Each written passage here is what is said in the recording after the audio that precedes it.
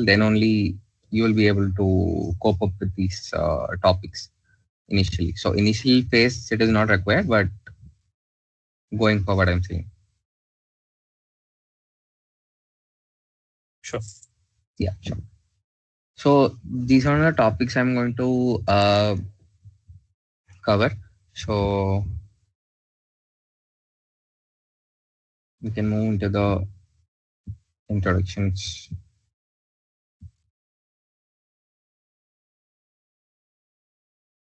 So why this penetration testing is important means like uh, every product is being software product is being created, and there are gaps to that, the networks, the products they create. So the pen testing is a must, and then only they give the complaints, and for even to apply a loan or insurance for software companies, they need to undergo this ISO certification, that the pen testing is a mandatory. So they have to be cyber resilient against the vulnerabilities and the real world attacks. So then only those things will be processed. So I mean, all the companies should be compliant on this, and then only customers will believe them. So for every product it is being created, pen testing is a final landscape where the companies would go, and they find those vulnerabilities and fix it, and then they go for the release of the applications. So importance of cybersecurity, that uh, in this digital era, even the AI is being hacked. So there are vulnerabilities in the AI itself. So even AI cannot fully replace this cybersecurity, because the AI is also a software, a piece of code running in the servers and the backend. And there are different types of pen testing as well: white box, gray box, and black box, that we will cover it later. So, but there are different types of methodologies that many phases that us each software. So that's how companies expect you. You would heard of bug bounties, right? So it's similar kind of thing, but you will be working for a one companies. But the what you are learning is you can apply in the bug bounties as well. So you can use this knowledge, use it as a skeleton or the template, and you can uh, hack any applications in the world. Like you should, your creativity should be on your face. Like using the skeleton, you have to develop on yourself. So that's how it is. So pen testing is the clean process of breaking the applications. So you have to find a way to hack that application and find the vulnerabilities, and that's how your work is going to be in cybersecurity. So there are two phases. One phase is like defense, and another phase is offense. So you have to learn the both to be in a good shape in your future. So do you have any doubts in this? So if you have any doubts, you can just let me know quickly.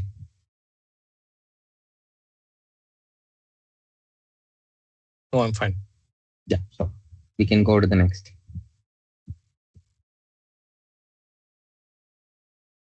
So now let's see the process of pen testing. So we are saying that pen testing to break the application. So what are the process involved? So I'm splitting into three main process, that is planning and reconnaissance. Reconnaissance in the saying information gathering. So if you want to know about a person, you will keep a detective to, gather the information, what is that person is doing, and you have to understand the character they have built it, and how their inner characters, how they are behaving and all, right. So that's how, if you take any application, like if a software is built, so you have to gather the information, like what programming language it is used to build, what is the backend technology, or it is hosted in cloud, how many subdomains are registered in that. So you have to gather as much as information, and you have to plan the attack mapping. So how we can plan it, where we have to go and test it first, and how this interconnectivity works. So if you take an application, you have to plan it first, and recon is the sense you have to gather as much as information, like what is technology it is using, what kind of coding language, what exact version they are using. So those kinds of information you have to gather it first, and then the next phase comes is the scanning and enumeration. So scanning is the like you have to. There are many tools available in the market, like Nessus, Qualys, Burpsuit, IBM, and HCL AppScan. So there are many scanners available. According to that, you have to put your applications for scanning, and that's based on that scan results. You have to enumerate the uh, components that have been used. For an example, small applications has multiple components. The backend will be SQL. They will be using a MongoDB, or the front end itself. There are many applications, React, Angular, many frameworks they are using. So if a framework is vulnerable to particular vulnerabilities, you have to test it out and enumerate and keep the test cases. So that's how you would plan the scanning and the enumeration part. The next comes the exploitation and reporting part. So then you have to, according to the information you have gathered, you have to plan your attack surface, and you have to start exploiting it, and you have to report it to the stakeholders, and then it will go to the remediation team for fixing, and you will retest. So this is the process involved. This is, I'm saying it very quickly, but this will be a month process. Like you will be given a certain amount to break the applications and put the reports. And for reporting, there are many categories and uh, points are there. According to that, reporting will be crafted and then sent to the development team, and the developers will sit with us and they will ask us the doubts, how did you do that, and we will send the POCs, and then we will be able to coordinate with the development team and fix the vulnerability, and then they will move into the live. Okay, this is how the process of pen testing will go. So any doubts in this?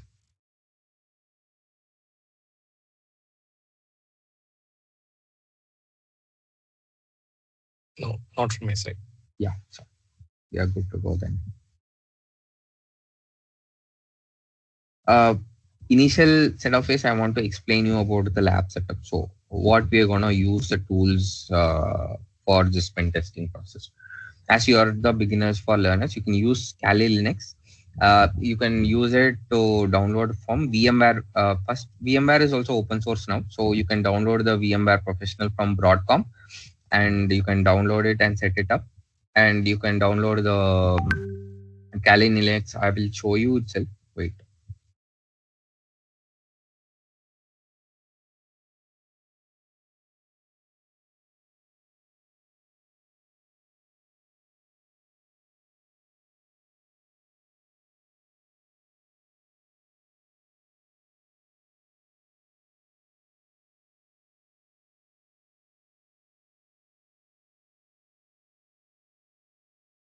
So this is the Kali Linux website. So you can download this virtual machine uh, thing, and you can go. This is your preference, VMware or VirtualBox. Both are free. You can download it and just import it to the uh, that image. So you can download the VMware image from virtual machines. You can click torrent or direct download. It will download. So you can directly import it. Your Linux will be ready. It will hardly take 15 to 20 minutes. Based on your internet speed as well, and that's how it goes. So let me come back to the screen again. So Kali Linux, why Kali Linux is, it is pen testing distributions available in the market, which is open source, and it has all the tools pre-built for you, so you don't need to search for the tools, and essential tools are available in that. So for a beginner, it all will be in the handy.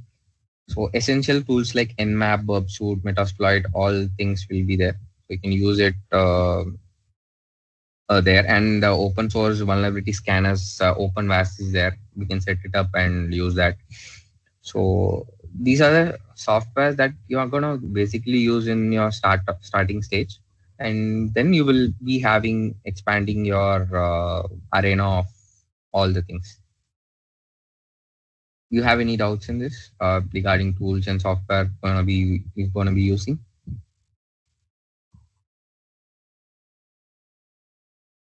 I will take it as a yes, and I will move forward. Yes. So you mean to say like during the course we'll be using this tool, is it, for testing and all, Yeah. demonstration But since testing? there is a demo session, right, it will itself take an hour to complete for you to set it up, these installing and setting Agree. up the machines. Yeah. So Got I'm it. giving a quick walkthrough what is gonna be and how I gonna take over this stuff like that. So this is the lab environment configuration. Just you will be setting up the Kali Linux in a VM, and that VM will be sandboxed, and that we can install the vulnerable OS and applications in the simultaneous same network itself. I will talk about the network segregation, about the VLAN segregation and all while we are working, and setting up the target machines for vulnerabilities. So intentionally vulnerable applications and OSs will be there. So you can hit it up and practice up. We can set it up that in the VMware itself. So you don't need to go anywhere. We can set it up everything in the VMware or VirtualBox. So we have to do this in a isolated network. So then only we will get a real world lab experience. So from installing to isolating the network configurations as well, we will do everything. These three categories are important in setting up the lab.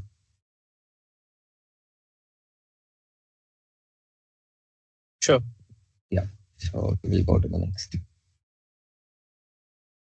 Next part is what I'm talked about the recon and the information gathering techniques, right? So there are three techniques. Basically, the pyramid of first one is that OSINT. OSINT is like where the ethical hackers use the passive. What to say? This is an indirect information gathering, not directly hitting the servers or the directly going touching the web applications. So there are a couple of websites like VirusTotal and OSINT tools available in the GitHub, and many APIs are there, Spiderfoot. So those tools will gather the information that are indirectly. So, for example, a website is there and that has been breached, and the database has been put in the dark web. Okay. So you can use OSINT tools to retrieve the information from the dark web on the paste bin. Paste bin is where the leaked credentials, leak the information database, usually they will post in that. So and even the vulnerability database. So you can, even if they will say, for example, you would have source code has been leaked for this application. So if a source code is leaked, we can able to know the what backend data, I mean components they have used. For an example, old version of database they have used, but for that old version, exploit will be available. You can use that exploit to gain access to the whole application itself. So that's how OSINT works. You have to use the internet and Google Docs and everything to indirectly find any piece of sensitive information of any application, and using that we will get into that system. So that is OSINT.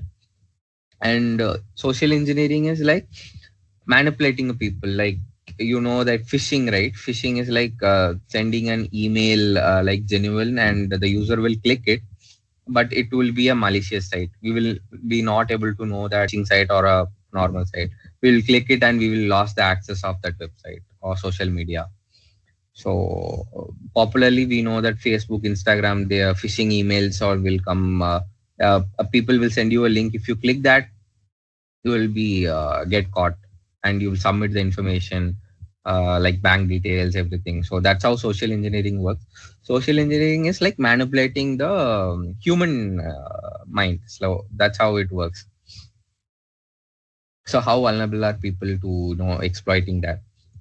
And the third thing is who's and DNS enumeration. For example, like if you want to register your website, you have to purchase a domain, and that's how you keep it, right? For bigger organization, they have multiple subdomains and CDN networks, they register it.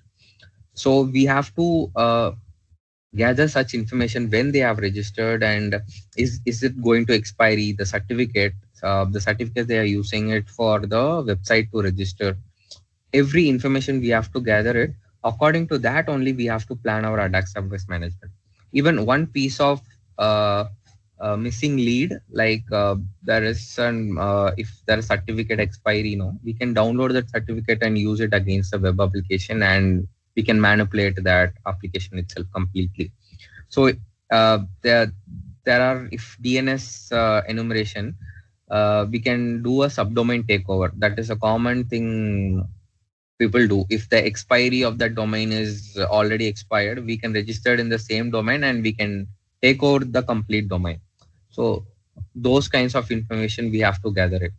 So before attacking an application, we have to do OSINT.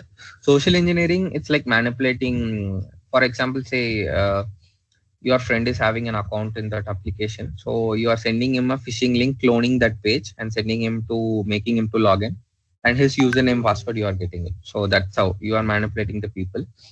Who's and DNS enumeration is the you are enumerating the infrastructure where the application is posted, and applications URL and everything. So these three components is the indirect way of information gathering. OSINT has many techniques: email OSINT, and email OSINT, and this breached OSINTs, databases, source codes. Many things are there, and potential vulnerability information. And even in OSINT, even if an application is putting an agreement with another company, right? Those sensitive files and documents is also considered as a valid information, and that if you are able to retrieve those details like their bond papers and everything, that is also will come under OSINT. Okay, any doubts in this?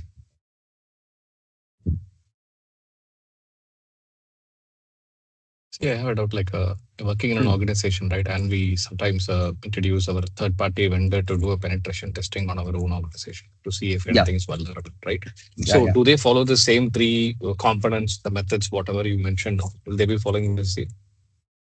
In this, when you're coming to the third party thing, the scope will be defined, what to do, what not to do for the third party. Because Okay. internal pen testers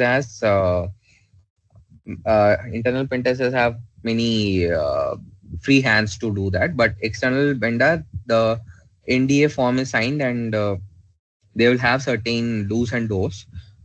So according to that, only if they have to do the application pen testing without this information gathering, extra information gathering, they will be signed about that. The coordinator will be very clear about what you're gonna do. Only do the application breaking alone, do nothing else. If they do that, they won't touch it. There is another thing called red teaming. Okay, red teaming is like in that case, every organization won't touch it. Only the top management and CEO knows there is going to be a red teaming activity performed. Let me say what is red teaming. You would have seen the Hollywood movies. The hero will come and take over the whole building, like hacking the building with their ID cards, and making that uh, gathering some information and going into that application and server room. You would have seen this in many Hollywood movies. So that is called the red teaming. That here we do that for an organization, like how an external attacker is coming inside the a company and obtaining the DC. DC is the domain controller, where everything is set up in the infrastructure, gaining the highest privilege. So that is a red teaming. That starts from information gathering, phishing, and after phishing, you will be able to get the credentials of some people, and using that, you using the credentials, you want to gain a system access. From that system access, you have to do privilege escalation, and the final thing is you have to obtain the sensitive information of company details, bank account details, what are their background bonds, and everything, every sensitive information. That is the goal of red teaming. Many big four organizations do that. I have worked for big four and in red teaming back. Now I am switched to product company. So I have done red teamings as well. So whatever you asked is like red teaming guy will do this. Normal pen testing guys will only focus on the component given to him. Okay. Understood. Understood. So it has got a multiple methods, is it? One thing is you said they will try to take control of the domain control. Yeah. Similar to that, what else they do? What will be the goal of that red teaming report? Because I've Yeah, received some of the goal of reports the from red red teaming team. is like Yeah. say if it is an hospital for example, I have done an red teaming for an hospital, so I'm saying with that example.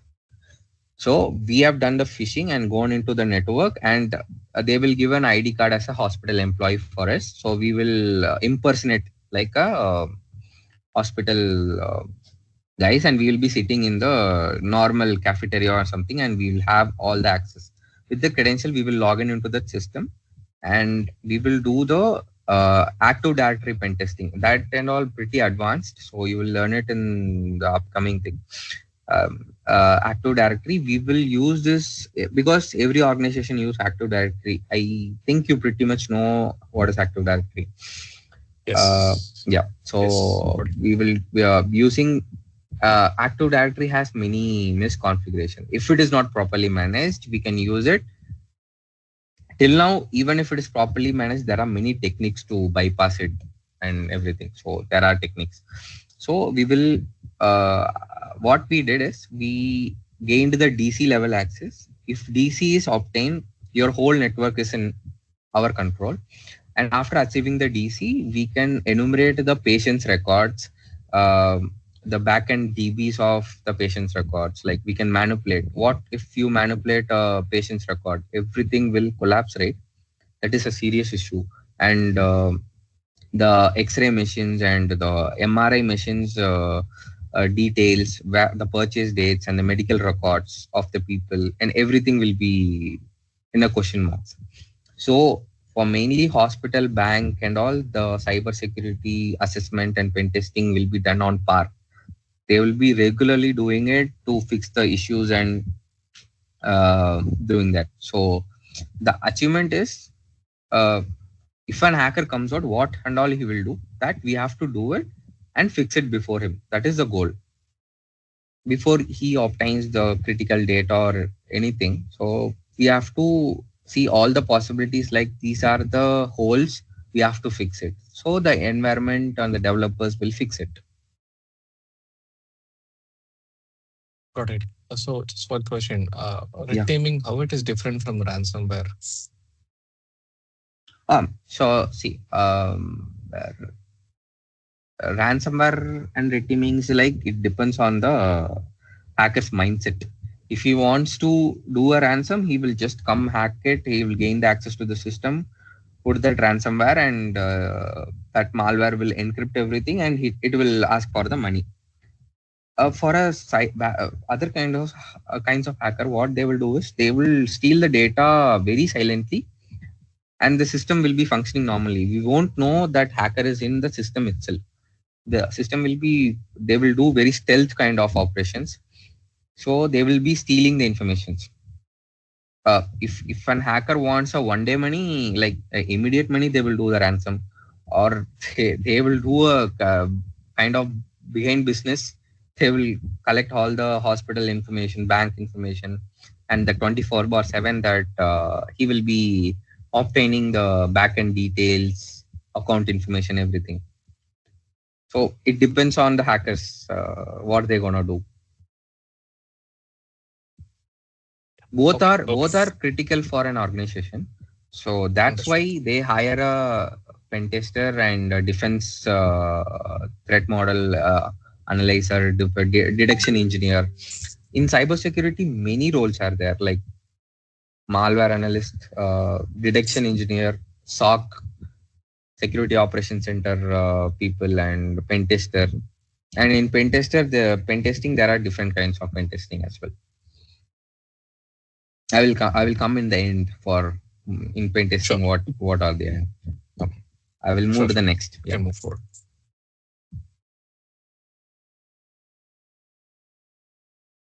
So we have seen the passive information gathering because without directly hitting the target. So this is active information gathering. In this, there's also I have split it into three phases because you are beginners, but there are many phases in this. But to not to overwhelm you, I'm split it into three. Like if you are in a network, like you have another computer in your same network. Okay, so you want to gather some information about that host. So I think you would have heard about this network scanning tool called Nmap, Network Mapper. So Nmap is a tool, it is being used worldwide from normal here to students to NSA, National Security Agency of US. They use this Nmap. This is the open source tool that has been developed for network scanning. It will gather the port information, open ports of an IP address of a system. For example, a Windows system, I'm saying. You want to hack a Windows system, you are just pinging to that. You will get the reply, right? And using this Nmap tool, we will just gather the information of what are the services running on the port. If an web application is running, it will be running on port 80 or 443, and what server version it is running. Everything can be gathered using this Nmap. And Nmap can be used as a vulnerability scanning as well to a certain extent. It can be used to brute force as well, brute forcing SSH, certain kind of port services we can brute force in Nmap. Nmap is the first stage of active scanning, like pinging whether the target is reachable or not.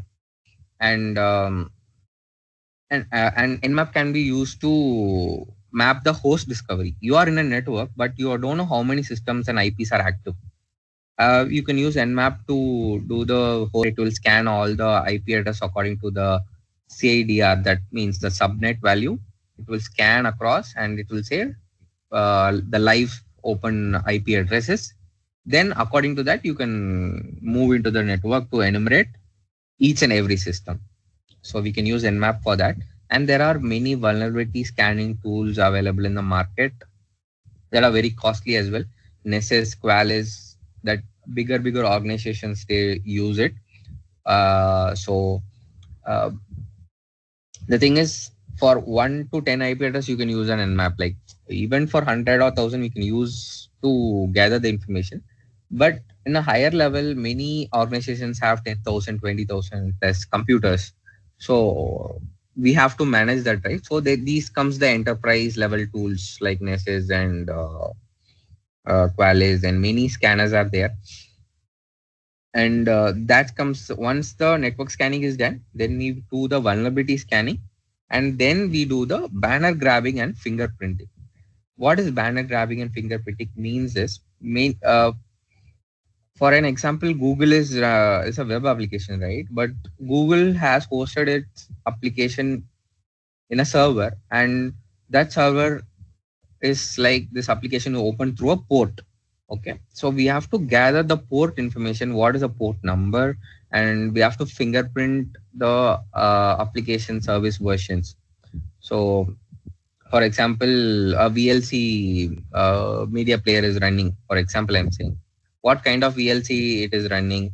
And for example, we can say a Windows system is running. There are multiple Windows versions, right? Windows 7, 8, 10, and 11 now, that latest. So if you find, how will you find the OS version running behind in the network itself? So these tools will help.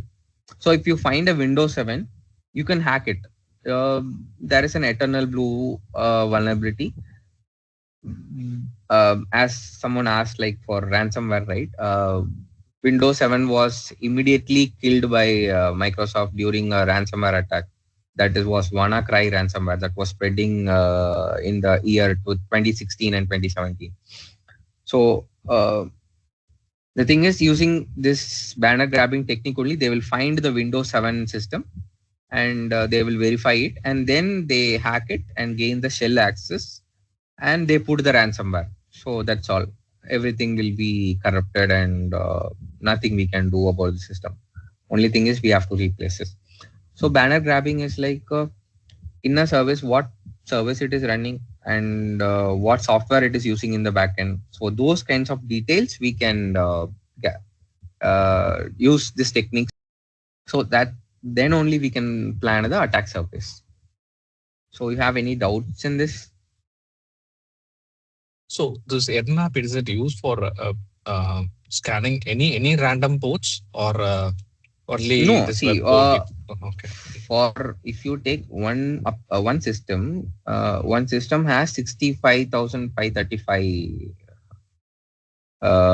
ports are there for any system. You can open any ports in that. So you have to scan if all the ports. Okay, for any system you take, you have to scan all the ports. But in Nmap there are commands to frequently used ports, famous ports like that. So if you are an attacker, you have to check each and every corner. You have to scan from top to end. You cannot scan only these ports. You cannot stay like that. You have to scan every port. Sure. Okay. Only if you hit that with you have to scan all the ports, then only you will know whether it is open or not. And there are many techniques in the Nmap like firewall evasion and packet fragmenting and everything. That's all pretty advanced. I will cover it in the sessions where we go deeply. So will this Nmap be driven only by the hackers, or is it even for, as you mentioned, even for VS can also we can utilize it, right? Yeah, you can use for if you want to gather information of in your network, right? You have to see if you are a software developer, but you have an interest to see what is in the network. How many people are in your IP address nearby you? So you can gather such information from Nmap. It is open source; you can download it, but maybe some organization block it from downloading it because they have this DLP, right? Got it. Yeah. Good. So are we good to go? Can we move to the next? Fine. Yeah. Yeah, sure. So now I'm going to say about the exploitation methods. So these are the common vulnerabilities. Maybe you would have heard on the internet saying that SQL injection and cross-site scripting and buffer overflow. Okay, SQL injection is like, for an example, I'm saying there is an web application. There is a user form logging in. Okay. Uh, so you are entering a username and password. Okay, in that. And what it does, that application, so it will check in the database, go back to the database and check if the username is there, and it will match with the password, and the application will verify in the backend, and then if it is okay, it will allows you, then you proceed for the login and it will logs you in. So in the login forms, we have to manipulate the front end, like giving the SQL injection, like giving the directly the SQL commands with the username and checking whether application is able to process it properly. If an application is not processing it, you will be able to read the backend database information. So this is how SQL injection is a very much critical vulnerability where you will come across all applications. There are many types of payloads and crafting and everything is going around it. So if you are able to exploit it, you will be able to retrieve the complete database in the backend itself, and you will be able to get the usernames and everything from the backend. So that is how the SQL injection vulnerability is. These are the common vulnerabilities. I'm saying about the web application alone now. There are mobile, there are thick client, and there are network, there are AD and firmware, IoT, and many pen testings are there. But for now, we are covering only the web applications. Okay. So do you have any doubt in this SQL injection? Can you just give me an example of this SQL injection, if possible? Yeah. So I'm how to say, like, wait. For example, like you are logging in, right? So logging into the any applications in the login form. For example, I'm saying a login form, you can find a SQL injection in any kind of thing. So you for example, I'm saying in the login form itself, right? You are entering the username and password in the username field, like you are giving the SQL command, like quotation and select from the database or table you are giving it. What it will pretend, like the application will process with the username and the payload, and that whole username payload will go into the backend, and it will process like a username. If the application code, the developer might not have used the sanitized way, it will process the payload in the backend, and it will reveal the other usernames list. Are you getting it?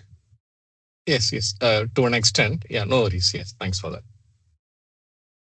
No, I currently have no lab setup because they told That only is fine. 30 That is minutes. fine. So That is fine. maybe, We can move forward. Yeah. yeah, sure, sure. And cross-site scripting. Cross-site scripting is like JavaScript payload that we are going to give it in the client side in the front end of an application, and it will trigger a pop-up. Uh, So if you're triggering a pop-up and sending it to another user, and you are manipulating to click them, and if the other user clicks it, you will get the cookies of the other user. If if he is logging, if you are able to get the cookie, you can use that cookie session and log in. Use a cookie session to log in him as your friend's user. For example, you are want to hack your friend account of Facebook. For example, I'm saying you can craft this XSS payload and send it to him. If he clicks it, his cookie will come to your XSS payload, and you will obtain this uh, cookie. And using that cookie, you can replace it with the cookie editor with his cookie. And if you refresh it, his login session will come to yours. So that's how this XSS payload. But for crafting XSS payload, you have to know the JavaScript, balancing the payload and the alert system. You have to get the pop-up, then only you can craft the payload and send it to the other end user. So XSS is also a serious vulnerability, but there are different types of XSS, reflective XSS, DOM XSS, and stored XSS. For example, if I'm saying that how XSS can be very serious. There is a comment section in some of a blog. Okay, you are a user in that. You are entering. For example, I'm saying stored XSS. You are giving the XSS payload and you have commented out, but you won't receive the pop-up. If an admin opens and sees who and all commented out, he will get the pop-up. If he clicks it, admin's cookie will come to you, and you can use that cookie, and you will get the admin session. You will become the admin now. So that we will see it in the practical sessions of session management issues, how this XSS can be exploited. So if you log into an application or web, you can see accept cookies, deny cookies. Have you seen that? So cookies are the important things where it is a ticket for that particular session. It will expire it in 30 minutes and 15 minutes according to the how developers has said. But if you log into an application, that cookies will be there. It will get expired and it will be stored in your web browser. It's kind of a cache, is it? Or Yeah. In your cache, cookies are stored. So if you go into a first time, it will be slowly. You will be logging in and everything in that to one application if you're creating an account and all. And if the second time, if you're opening that application directly, it will log in and you will have the information predefined because the cookies are stored in your cache memory. Okay, so that's how if an attackers gain access to your system, he will first steal your cookies and sessions where he can reuse it. So that's how this hackings and all this fully focused on this session management and cross-site scripting. Okay. Yeah. So there are the other thing is buffer overflow. Why I pick buffer overflow is you since you asked about ransomware, right? Uh, for implementing ransomware, hacker have to gain first found a vulnerability to pass it into that application. He has to gain a shell access to that application. For example, I'm saying Windows 7 is they have retired it. Why? Because it has had a serious vulnerability. You will wonder why Windows is Microsoft is giving new versions of Windows because um, there are vulnerabilities developing for that kind of Windows version. They develop a new OS completely from the base of that, and for the commercial and purpose as well. So Windows 7 was retired because it has multiple vulnerabilities, and with the piece of code it can be hacked. So it was replaced, and Windows 8 similar. And now the stable versions are Windows 11 and 10. Still now there are no serious vulnerabilities for Windows 10 and 11.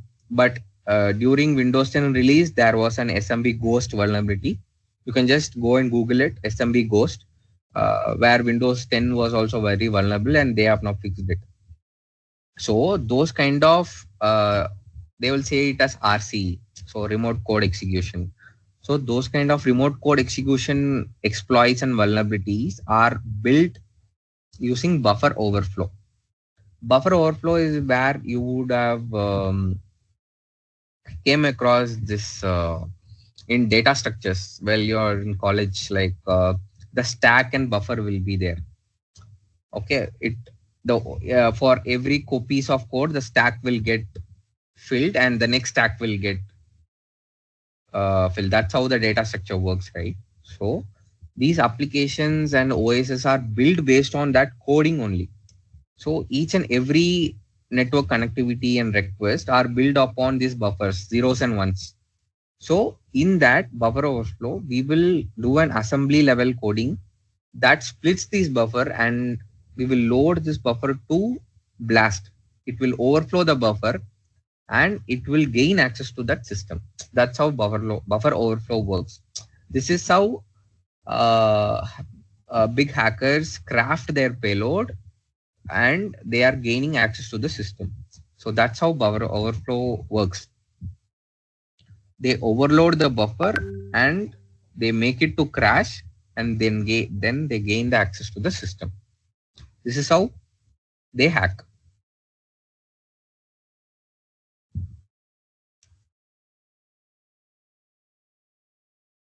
You have any doubts in this for buffer overflow or XSS, anything?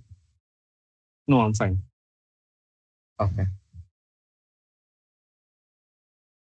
For now, you will have some many doubts, I know, but once you see it as practically how it works, you will be able to grasp it. Sure. Yeah, you can move forward. Yeah. The next is exploitation frameworks that are available. Kali has this inbuilt framework called Metasploit.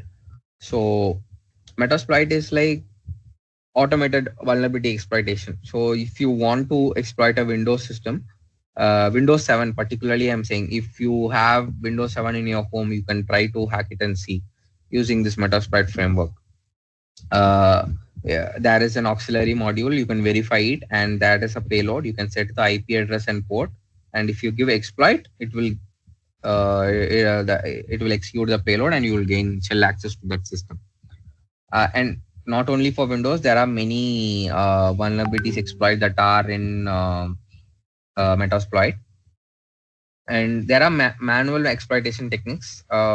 In real world, I will say Metasploit will not work uh, when you are working for an organization. They will all have latest patched kind of softwares. So everything you have to do it manually only. And for manual exploitation techniques, there are exploit DB and uh, I will explain you by sharing the screen for exploit DB. Right.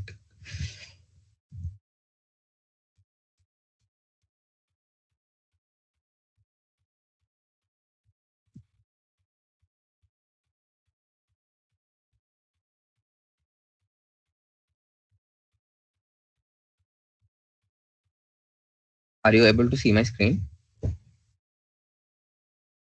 Yes. Yeah. So this is the this is the recent vulnerabilities that exploit that will be available in the exploit database. The website name is exploit-db.com. Okay. Exploitdb.com. If you put it in the Google, it will come. So see, these are in 2025 itself. See, this is the remote code execution vulnerability of this software. So uh, if you find a vulnerability, right, you can send a mail to this exploit database or cv.org.com. They will register the patent in your name and a CV number will be registered and the author. See, this person has found out this. And this particular exploit works in the platform of Windows. So the exploit code will be there. He has put it in the GitHub page. Okay. So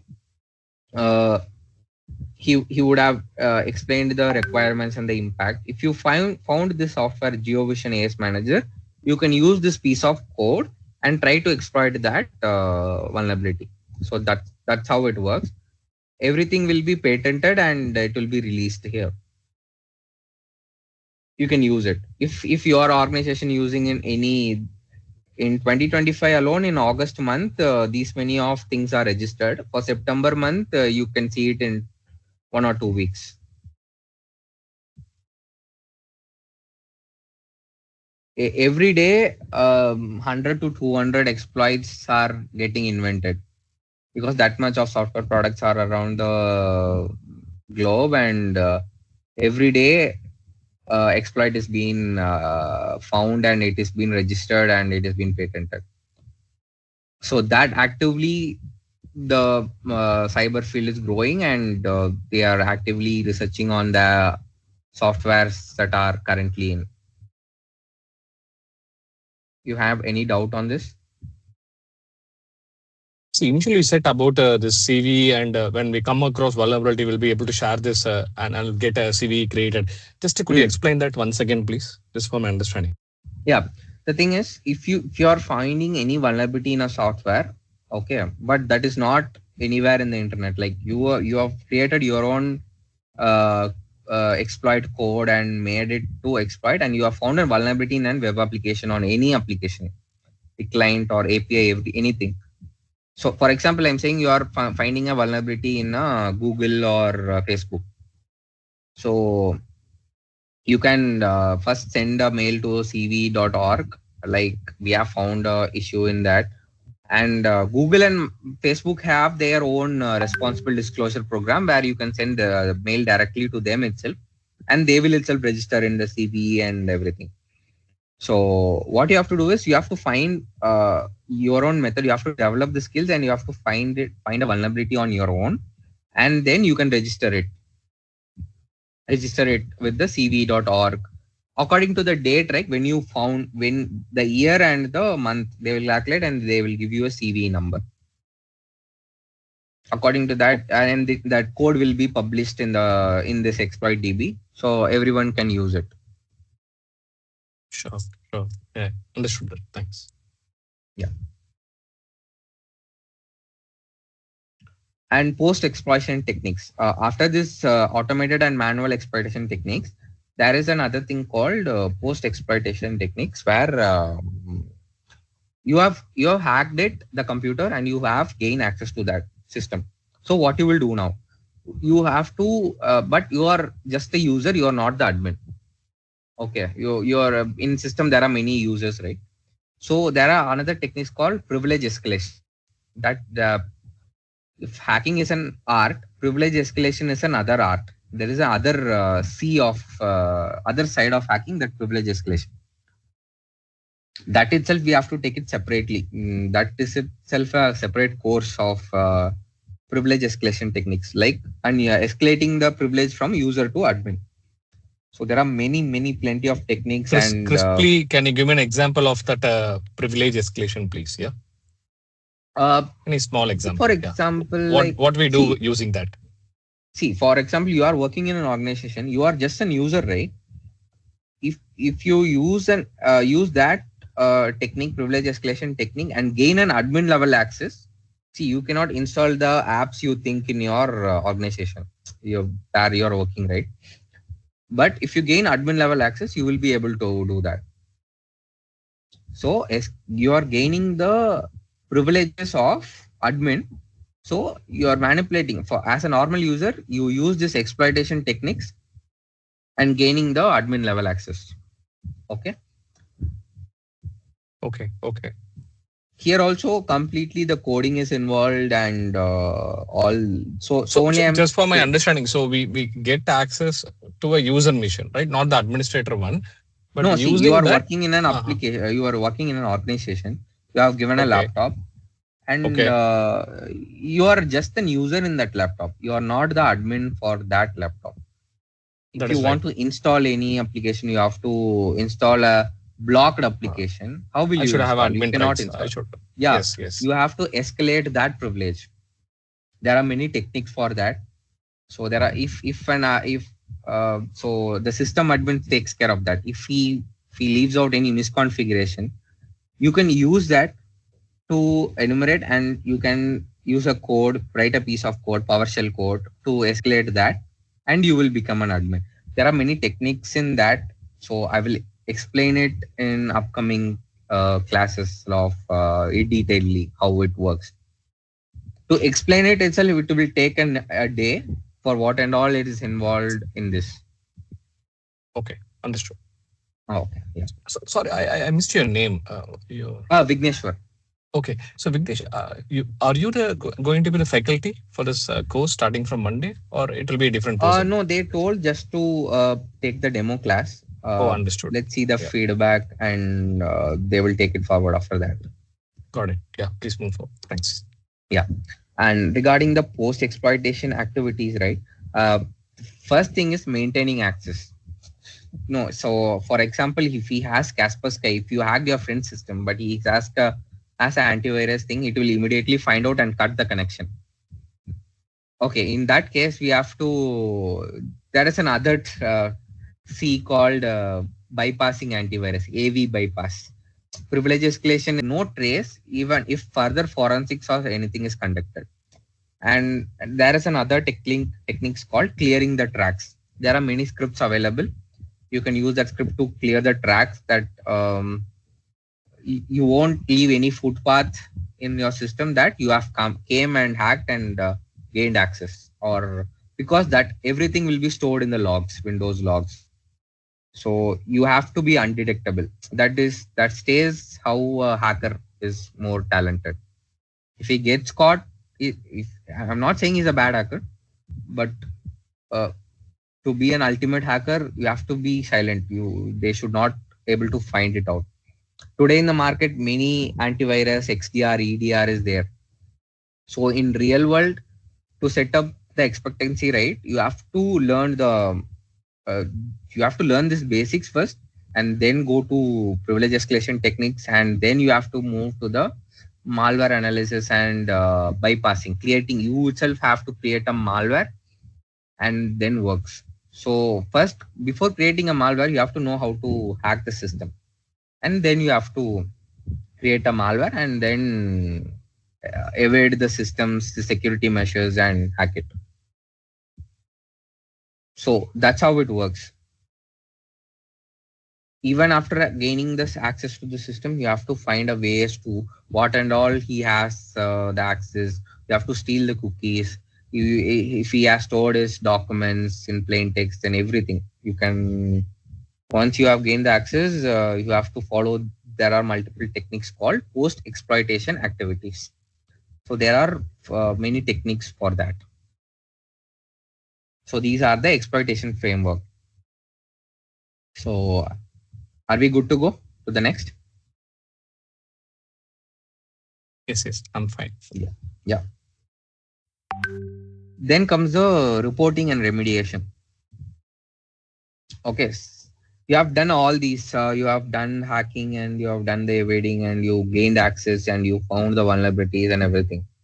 Now you have to present it to the client. See, Now pen testing has become as a pen testing as a service. So you have to explain it to the client, because client will be a non-tech person, right? So you have to explain the business cost, business justification, how your business impact and everything will be if this vulnerability gets exploited by an hacker. You have to write a detailed report, and with the key components you have to record the POC, have the screenshots and everything. And then uh, since I am working in an organization, since you are also wanted to work as a hacker in an organization, you have to follow these. Very professional. A hacker who is not an like unprofessional hackers will not do that. But as an organization, we are white collar jobs. We are white collar hackers. So we have to do this, explain them, and reporting is 40, and your technical part will be 60. Okay, and explain them, and creating a detailed report. Now AI tools are there, we can automate the reporting as well, and create a very precise dashboarding, very appealing sleek design and all. We can do that. And there are many categories if you find an vulnerability, but there are many categories. Let me share my screen. There is calculator for that. Why I'm showing is you have to get the real world exposure of what actually it is being done as a business, because we are at the end of the day we are going to work for a software company, or so that professionalism what has been carried out should be you have to get that idea at the initial stage itself.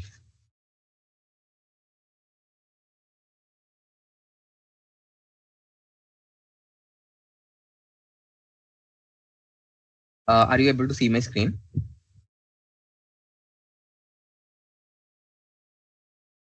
Yes, yes, Vignesh. Yeah, yeah. This is the calculator called Common Vulnerability Scoring System. Okay, CVSS. Based on this only, the vulnerability is rated as critical, high, medium, or low. Okay. Um, for example, an attack vector is there. See, it will ask you network, adjacent, local, or physical.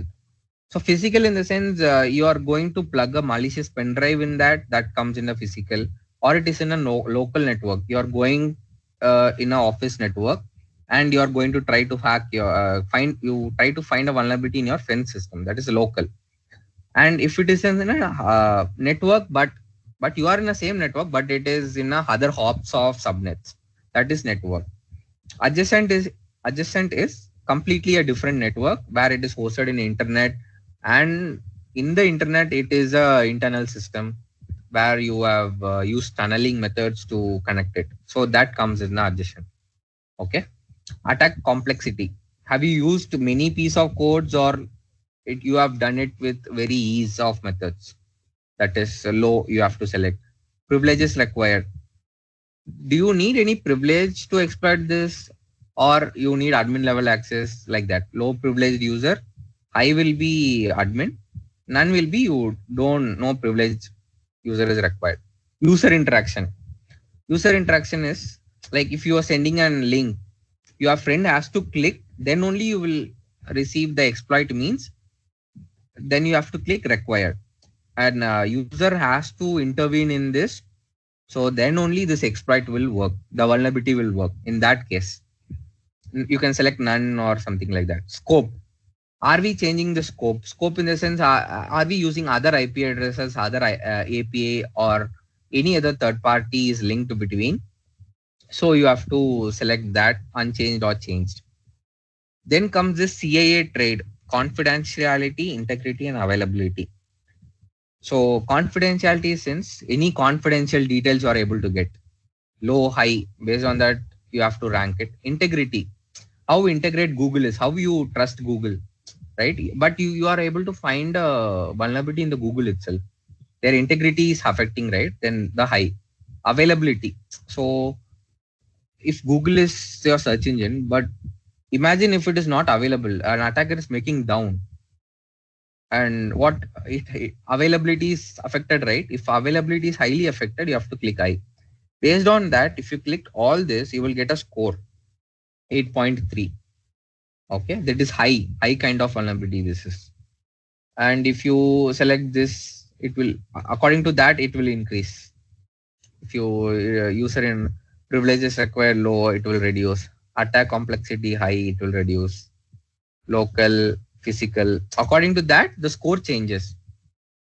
If you find a vulnerability, you have to come to this calculator, put this, and there are much more detailed analysis are given here.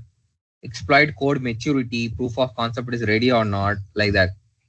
So that's how exploit is crafted professionally, and it is bring it to the report, and we have to present it to the client. That's how the whole process this ethical hackers do.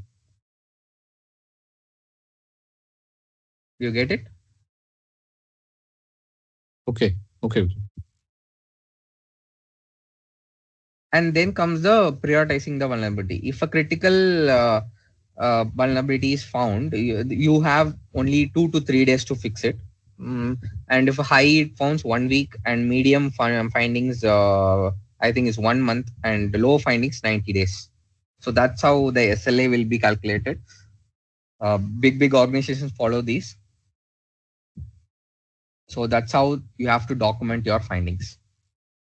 Okay. Okay. So Got it. then we can go to the next thing.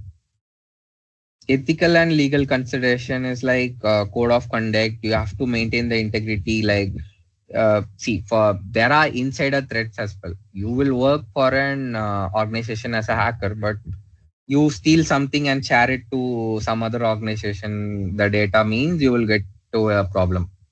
You should never do that. Your career will be ruined. And you, as a hacker, you're like a police for that organization. You have to protect the organization's data and everything, you, because you're handling the sensitive details. For example, in my organizations, right, I will be having access to all the areas, even the NOC and SOC room, because we are working in the cyber security. Not the normal developers and all will not have access to all the premises in the organization, but as a pen tester, hackers will have all the access to the premises. So whole organization you can do whatever you want, but you have to protect. That is the first rule of this cyber security.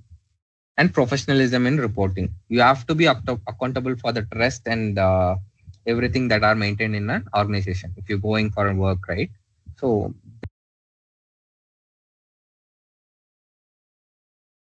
next, can you go to your Kali Linux websites? Sorry.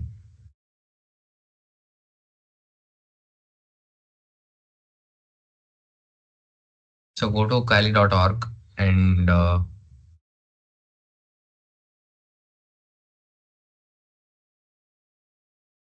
click on the download, and you should download the VMware version. Okay. So this one.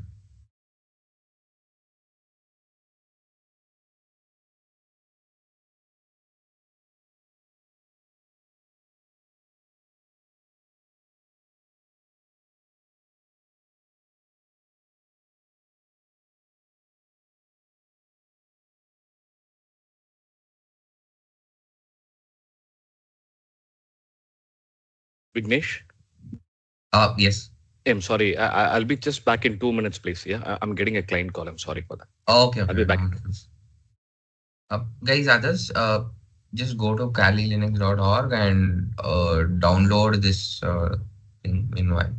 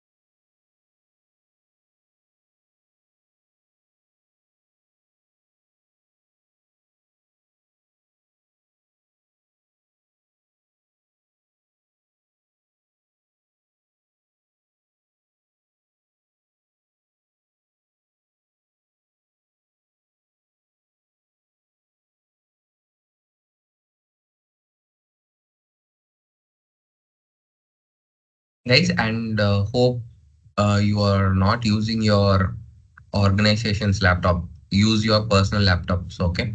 So for downloading.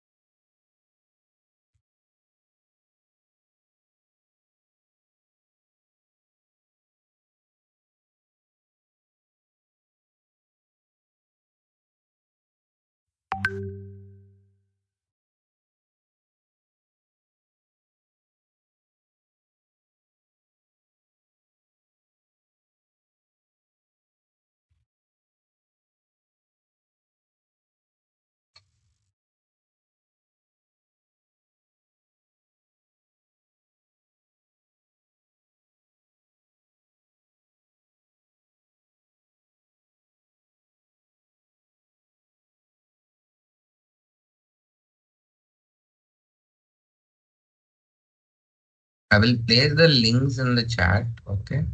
So that um,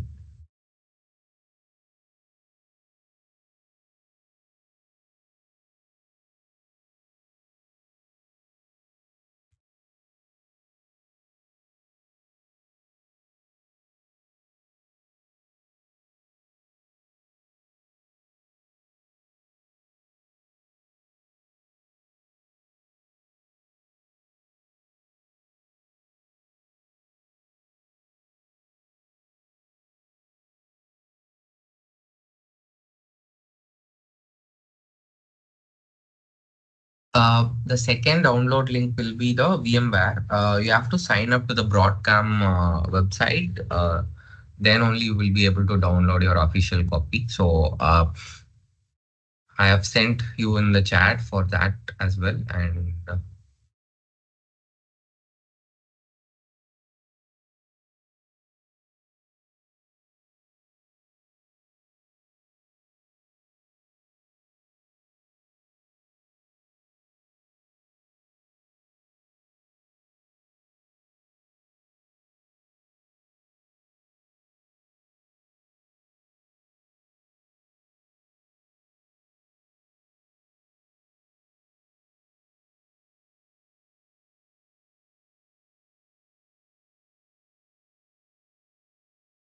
so Haripriya and Suhas, so is it downloading? Are you guys on it? Yeah, it's downloading. Okay, okay.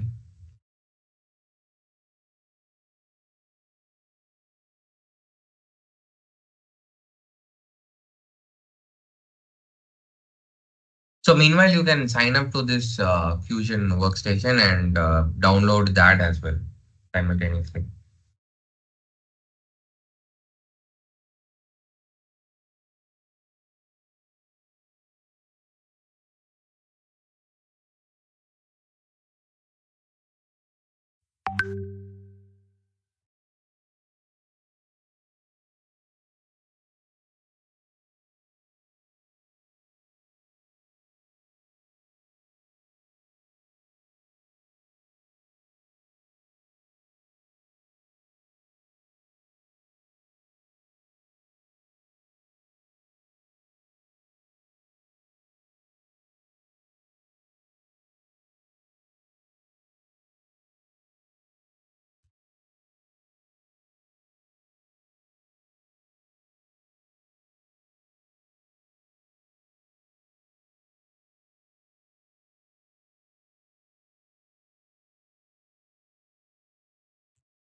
Uh, Hi Vignesh.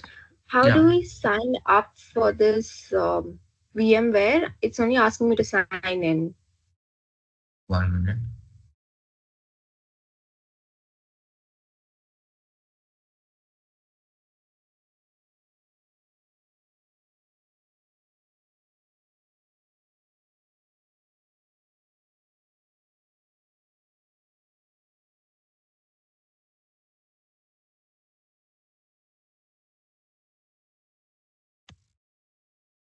Uh, in the there is a login button in the right side top corner. Can you see it with a Uh, drop down button? okay, yeah. Yeah, Yeah, I if got you click that, you will see the register. You can click that. registered. Thank you so much.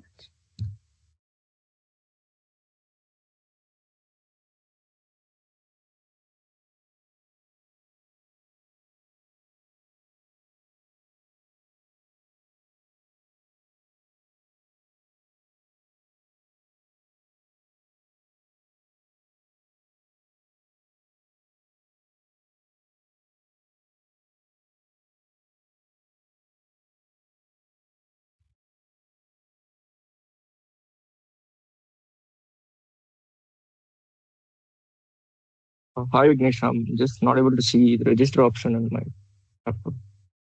Yeah, yeah. So as the left top corner, I mean right top corner, you will see the Yeah, login login. button.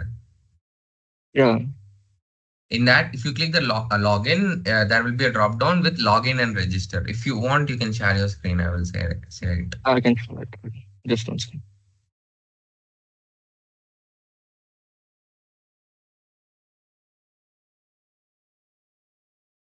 So Vignesh, I'm back. So you asked to download this VMware, right? From the link Yeah, yeah. given. VMware and this Kali Linux are on here.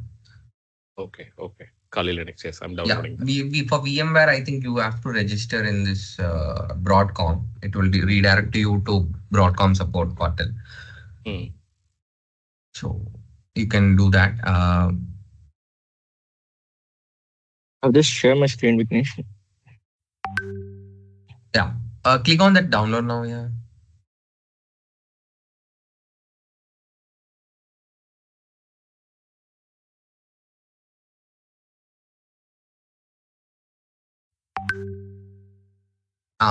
Can you go scroll up a little bit? Scroll up. Yeah. See in the login. Click on that. Register Oh, is okay. there. No. Yeah. I'll just.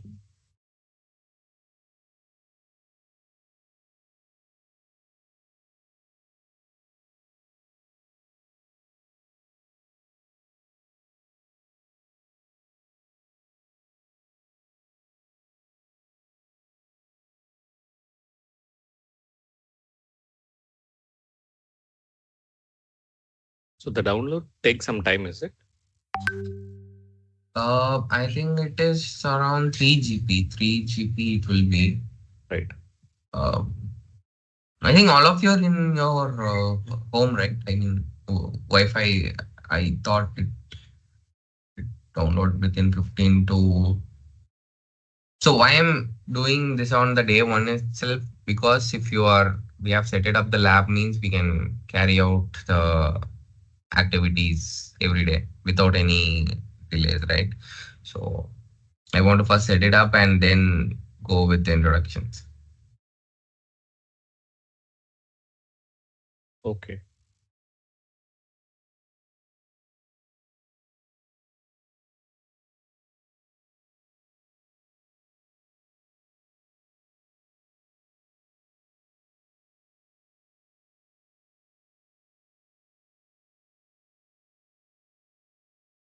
So, I have have you guys used Kali Linux before, or this is the first time like you are going to use it?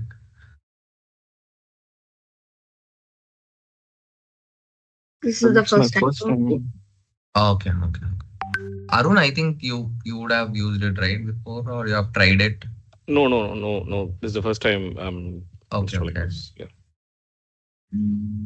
Yes, Hari Priya, you just asked something. Yeah, actually, this VMware, I'm not sure how to what to Uh, download. yeah, yeah, you Can I can see share your my screen. screen? I will say that way. Okay.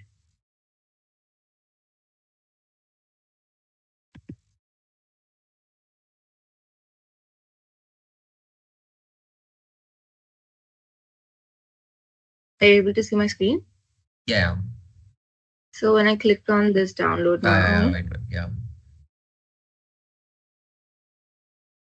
going here, I should click this, right? yeah. You have to click that.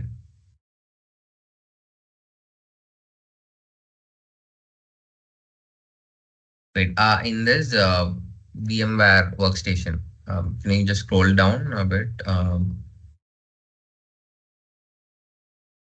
This one? Workstation Pro. Yeah.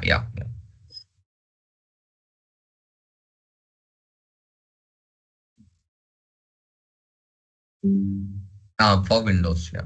So, releases latest 17.6. Right.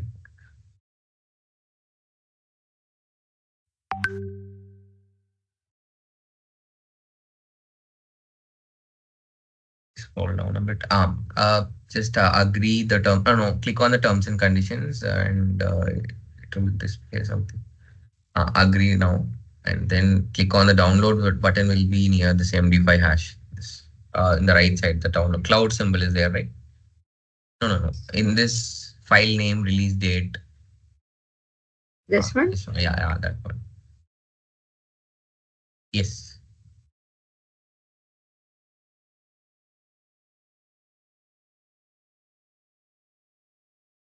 I just give normal. It will ask the details. Okay. And then I can download it. Okay. Yeah. Thank you.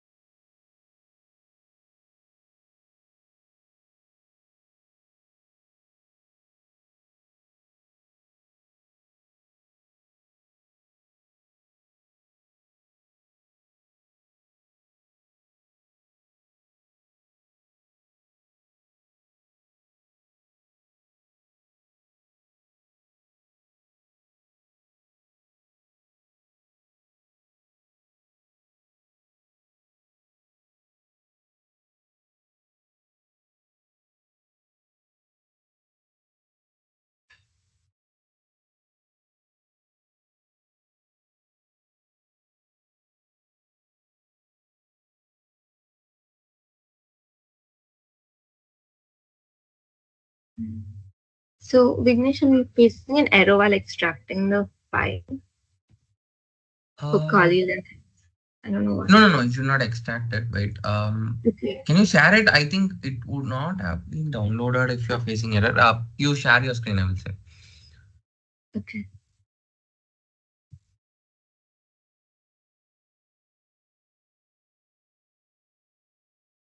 Yeah, my screen is visible, right? Yeah.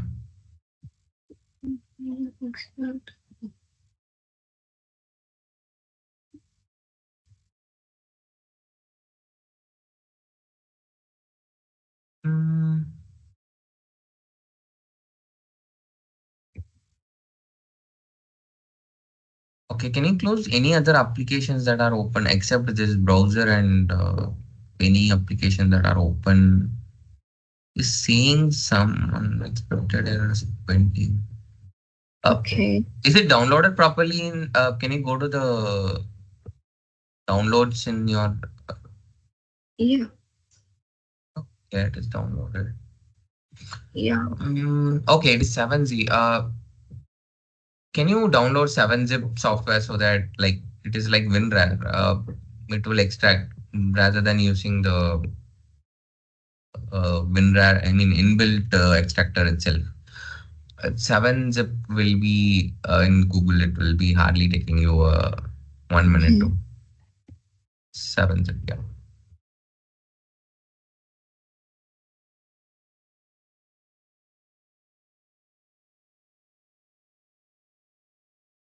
Yeah, that one. Yeah. Okay. No, you have to install the. Oh, No, no, wait. You okay. have to install the 7-zip first.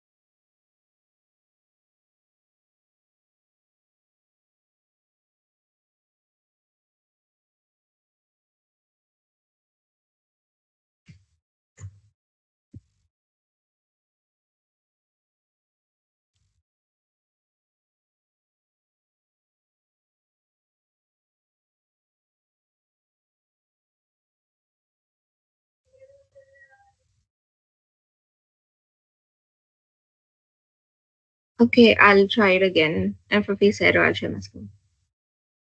Install right. Yeah. Just close it and right click and extract via the 7-zip.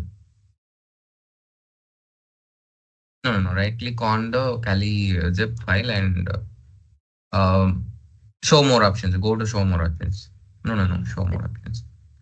In that, yeah, 7-zip is there now. Extract below extract all 7-zip will be there and extract to Kali dot that folder name. Yeah, Okay. give that. Okay, done. Yeah. Okay. Thank you.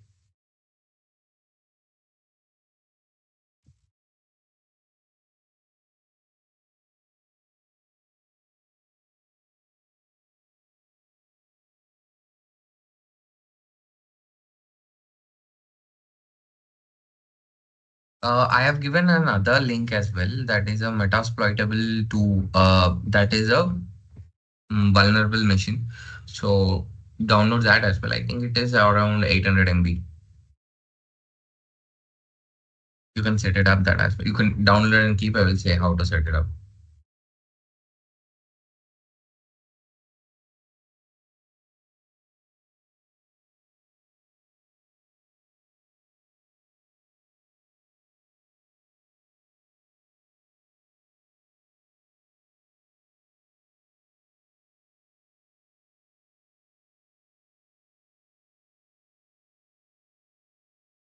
Arun and Suhas, have you downloaded Kali? Is it done? Yeah, it's Uh, done. Let me share my screen. It's still showing as downloaded. 3.3 Okay. Yeah, you can GB share is your screen. I will say completed. that. Let me share my screen 1 second.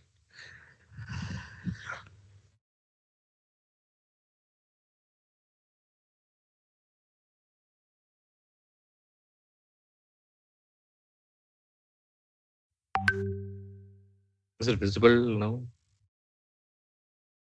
Yeah. Uh, so, go to downloads minute. I mean, go to the downloads main page itself.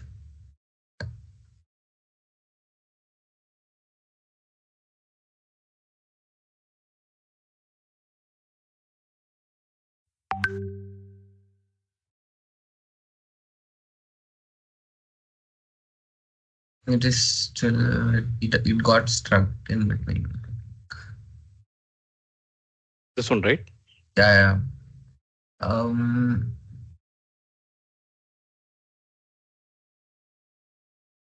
I think Arun, you can use Google Chrome instead. I think in Edge, usually we face it.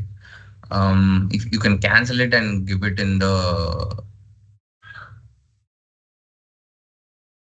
Chrome itself. Yeah. So should I click here or where Yeah, do? yeah, download, yeah, download and that virtual machines and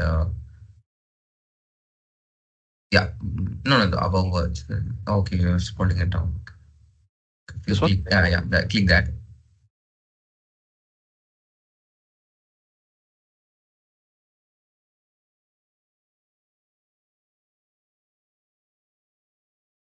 If you face the same error in this, we can go with the torrent as well. Okay, actually, this is my office laptop. Let's see. I don't know whether any restriction is there. Office laptop, Arun, because I Uh-huh. think it is not suggestible to use office laptop because Uh-huh. the other metasploitable and all it is vulnerable machines. It intentionally contains the vulnerabilities and everything. Oh, So is you it? cannot. So while you are practicing, right, we cannot put in this. Anyway, we are using it in VMware, but if your Mm. organizations will question you, right, if Mm. something is detected, they No, have no, this agreed, agreed. DLP. I better use my personal laptop then. Yes. Yeah. Just allow me some time. Yeah. Okay.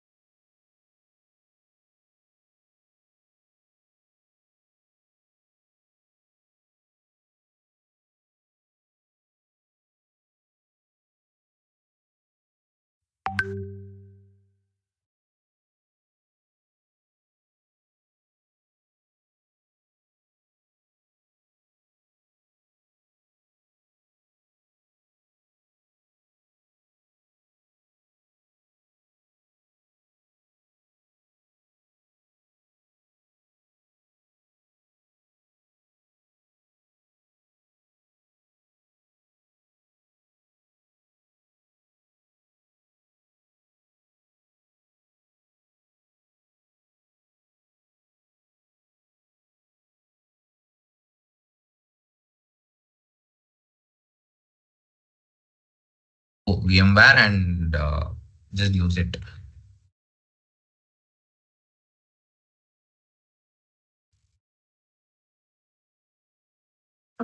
Okay, I'll share Yeah. my screen. Yeah, you can share it. Yeah.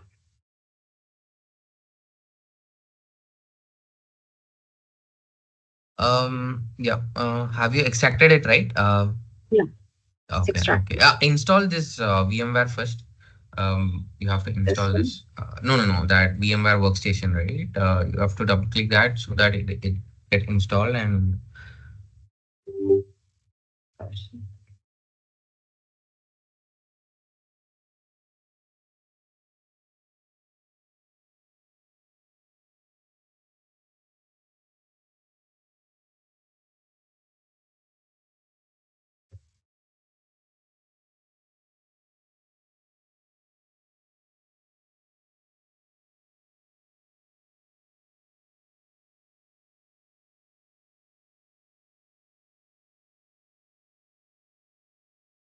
click on next. Accept the terms and conditions.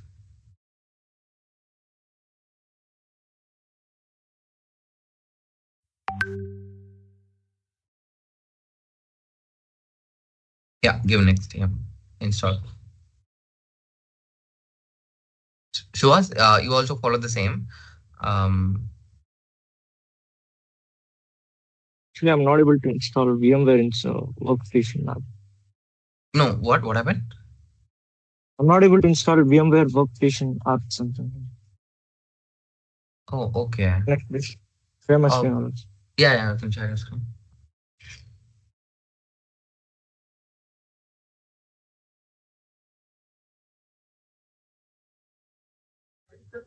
One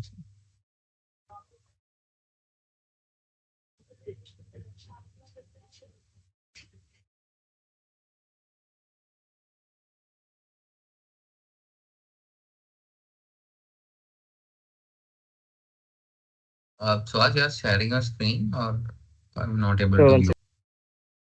I have started. Hello.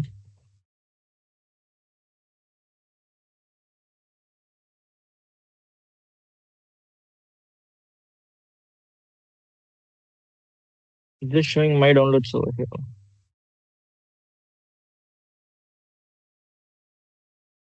Okay, 1 minute.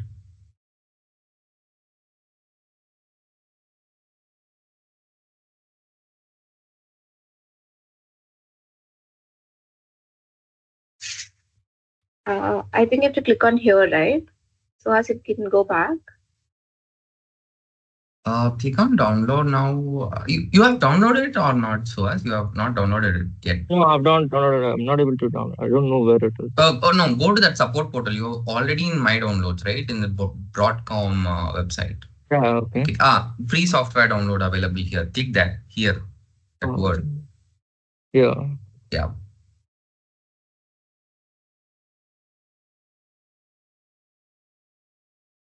Scroll it down. VMware Workstation Pro will be there. Yeah. No, this one. Yeah.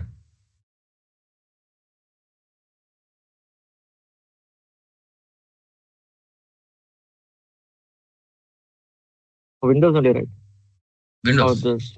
Your platform Yeah, I'm is using Windows, right? Windows. Yeah.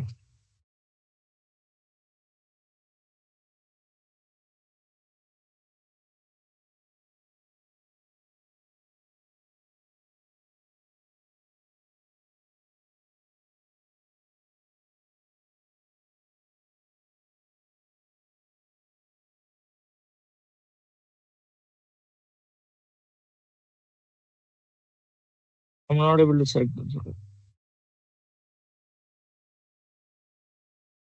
Hello. Yeah. சொல்றாங்கன்னா Accept the terms and conditions. No, click on that terms and condition on that word. You will be redirected to that and come back to here again, the other thing, and accept that and download. Yeah.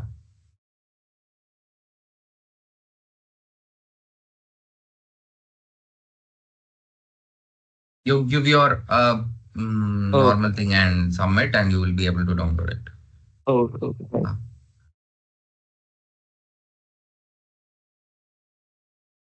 Haripriya, so it is installed the VMware. You can Yes, it is. Yeah. share your screen. Okay.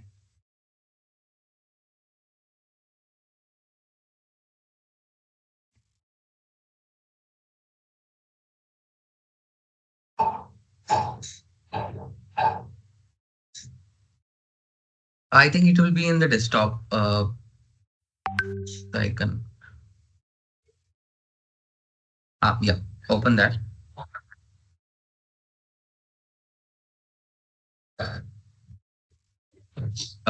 Open a virtual machine. Yeah.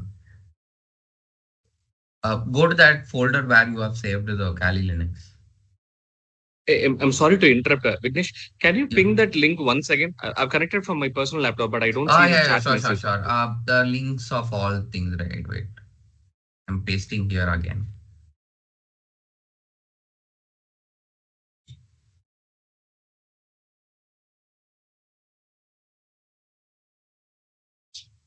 Got it. Thanks.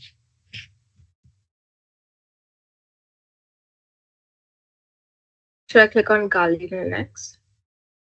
Yeah, click on that, double click that. You will see a config file that we should open. Click the yeah, this config file. You should double click and click on open. Yeah, yeah. So according to your system, you have to give. Wait. Don't start it. So 2 GB and 4 processor, it is given as automatically. So how many GB RAM you have for your system? I actually have no idea. I have to check. Okay, wait, go to the system info. Settings and go to the system. Scroll it below. About, yeah. 16 GB is there. So you can give 6 GB to this and leave it for, yeah, for processor. No, click on the RAM. Yeah. I should click on it. Okay. Okay. In the memory, select. No. Don't drag it. 6 will be not there. No. The MB is there, right? Memory for this Yeah. virtual machine. In that, click 6144. It will be the exactly 6 GB. Enter it. Hmm. Now power it on.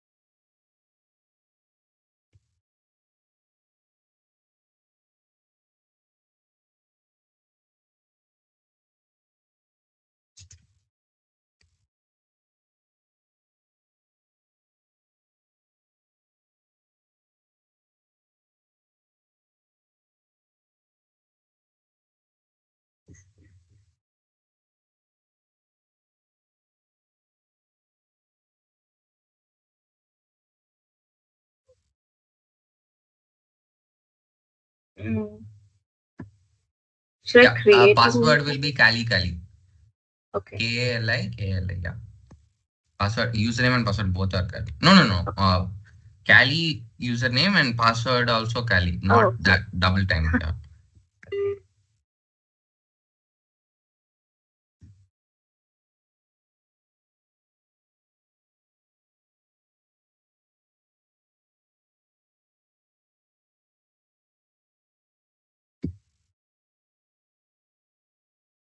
Give full screen for that. Full screen is above that. Not the OS itself full screen. Like, can you see this? That spanner symbol is there, right? Near to that, the third icon. No, not that. Sorry. The full Left screen. side or right side? No. The time clock like symbol is there, na? Yes. This one? Those are snapshots, but near to that, the third icon. I mean the panel thing is there, right? The full screen. This Yeah. one? No, not on near third This one. one? Yeah, that one. That is a full screen. Yeah. Okay. So wait. Why this that above panel should? Like, can Oh, it is minimize pinned it. in. Oh. Okay, wait. No, near to that file icon, the pin option. Unpin it. Yeah, that's it. Will go out. Uh, can you open a terminal near the Firefox?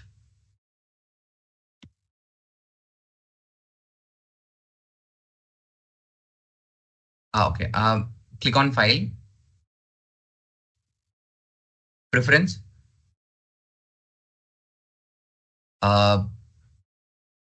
Color scheme will be green on black. Give that green on black. Yeah. Scroll it down. Scroll a bit. Scroll a bit down. Terminal transparency. Give 15% below. No, not application transparency. Terminal transparency. Yeah. Apply and okay.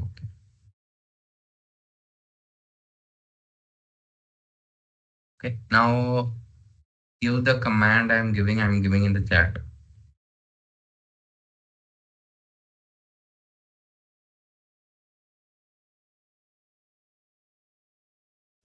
Oh, you're sharing it in the chat box? Yeah, I'm shared. I have shared in the chat. Okay.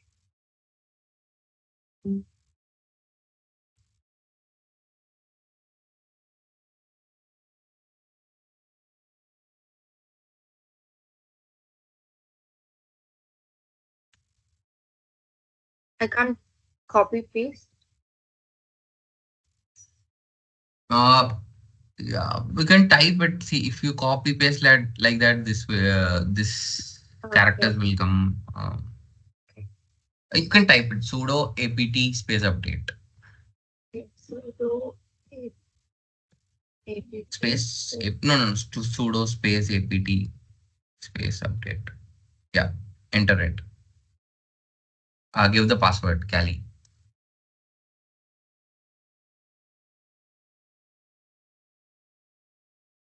It is just an command to update. So see, for Windows, automatically the updates will come, the thing. But this will update the normal things that packages daily, whatever updates it will do. And for major application upgrades, you have to give sudo apt upgrades. So let's see, others have. Suhas and Arun, have you downloaded and imported Kali into this VMware? Just installed the VMware. What was? I didn't get you. I've installed VMware Workstation app. You have installed it, right? If you can share your screen means I will say how to. Yeah, I'll just share. Start sharing. Guys, I think it will take around, I think, extra 20 to 15 minutes. I think it is not a problem for you because today's intro, right? We have to set it up. So that's why it is taking time.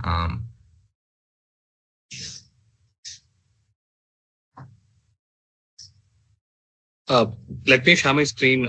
Just guide me. Yeah, sure. Wait, I will finish it for Suhas and then you can share. Suhas, click on open a virtual machine. Go to the downloads. You would have downloaded the VMware in the Click that. Click on this config file and click on open.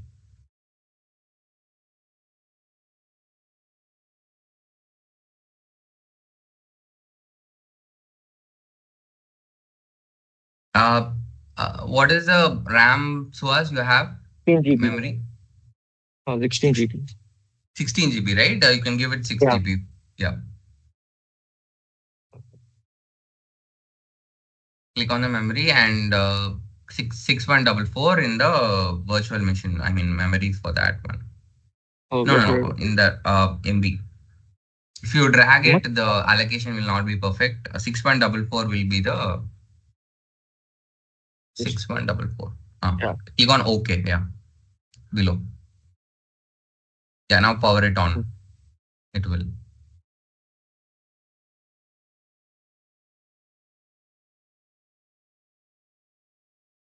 Arun, you can share your screen now.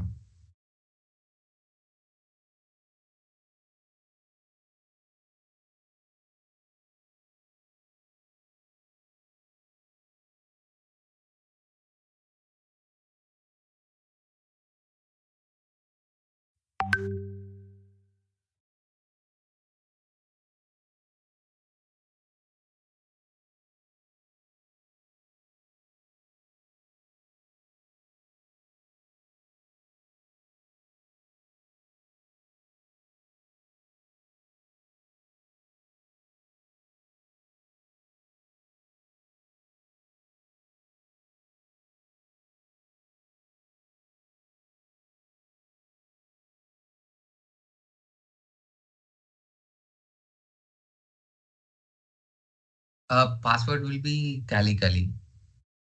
I mean, Kali username and password will be Kali. Yeah. Arun, you are sharing your screen?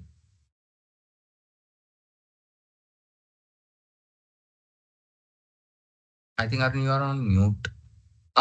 No. Allow me some time. I'm just doing that registration. Yeah, just give me allow me some time. Yeah. Yeah, okay. Then so as open the terminal, click on the terminal, okay, go to file. I think if you have seen what I have done for Haripriya, so that you can follow that. If not, you can tell me. Can you just tell me again? Sorry. Yeah. So go to file. Okay. No, not that file. In the terminal. No. In the terminal, you can see file actions, right? Yeah. There. Yeah. Go to the preference. Okay. Uh, color scheme will be black on green, green on black. Select that Okay. and scroll down a bit.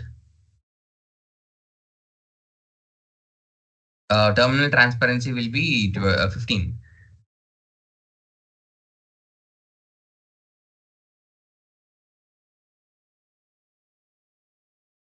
15.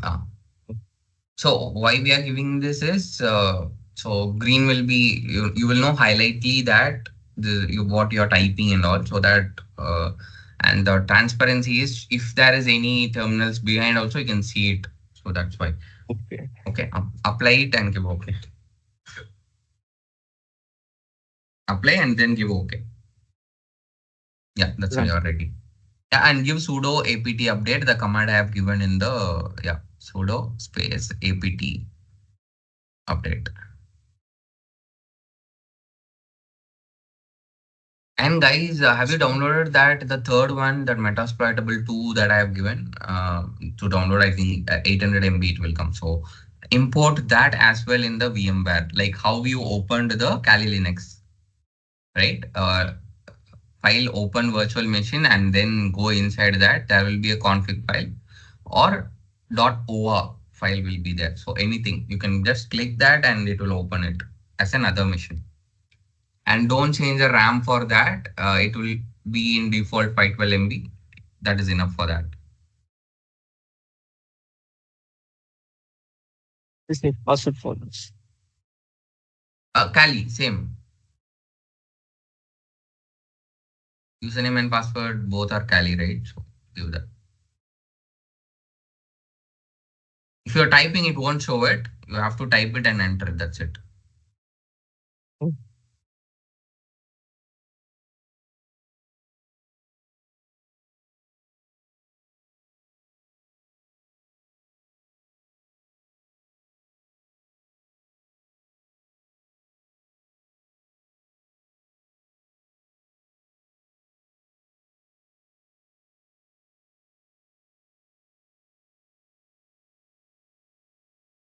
We're done, right? That is done. So if you Okay. want to, if you have time or whenever you're opening Kali in this evening or something like that, you can give sudo apt upgrade. It will upgrade the packages as well, Python and everything. It is inside, right? It will upgrade. It will take Okay. an hour. So that's why I didn't say it now. So whenever you are Okay. free today in the evening, you can give it. I will come. I will type the command below as well. So Vignesh, I have a doubt. I should Yeah, open yeah. a new virtual machine and then do the steps for this penta exploitable, or Uh, no, so same way like so as you have downloaded that Metasploitable, right? Yeah, I've downloaded.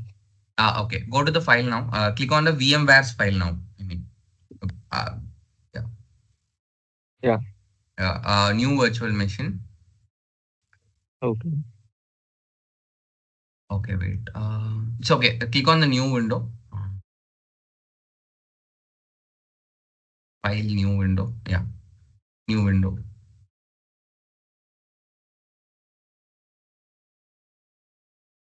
Okay, that button is not coming. Okay, now it is coming. Open a virtual machine now.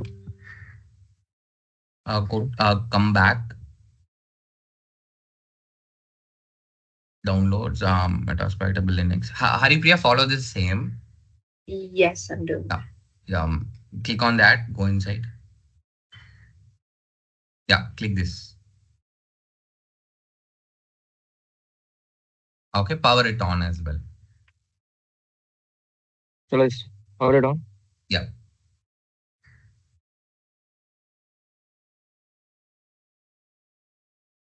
I copied it.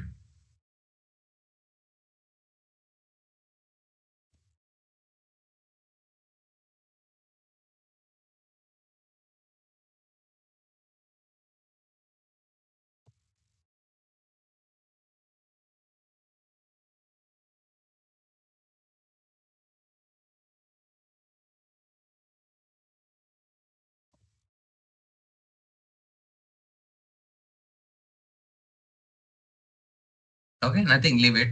We have to now. This machine is set it up. We have to do everything it from our Kali Linux only.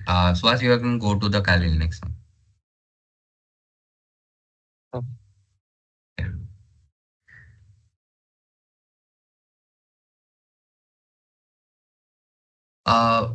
So as what you do is close the VMware now and open it from the first and turn it on. I mean, you can shut down then and open it just to refresh it. Um, Click on shutdown and Where is the power option? yeah, it is there near to the lock. You clicked it correctly. That near to that lock. Okay. Click that. Click that. Okay. Shut down. Yeah, shut down.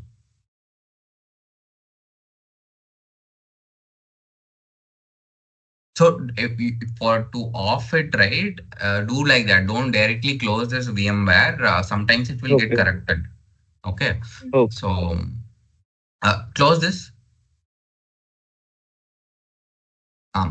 Open the Kali Linux in here because that created a new window. Now Kali Linux is there here. Simultaneously, it should be nearby so that you will have it.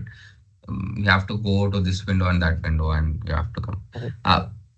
Go to now. I Click click the here. Kali Linux. Yeah, I'll click it. Click it. It will open the sideway. Now power it on. It will be nearby.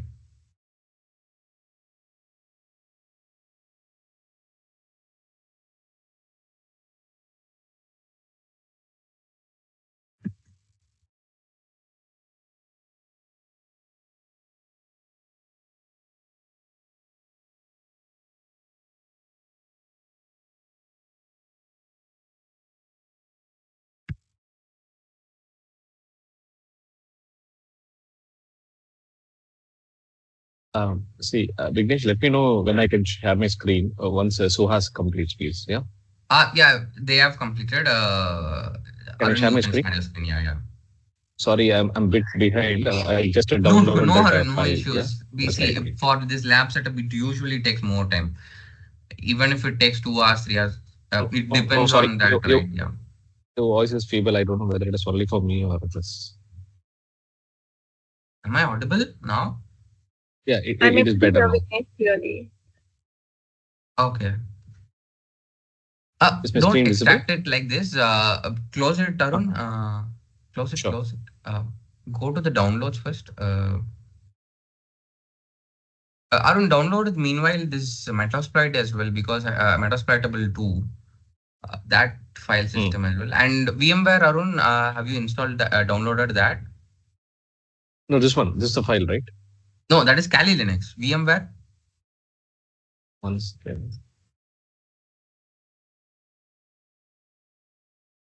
The first one, right? The first one, you mean? No, first one is Kali, second link is VMware product, and the third one will be the vulnerable mission. One second. I have just downloaded the first one. Since it's a new laptop, I'm just setting it up now. That's Yeah, okay, okay, no problem.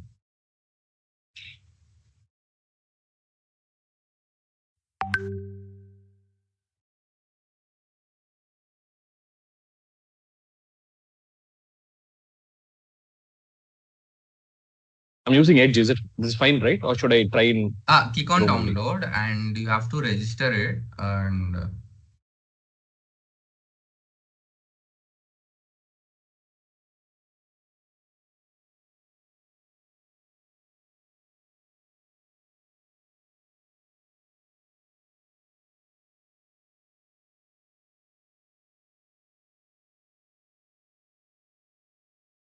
So I have already registered. Should I simply log in? yeah.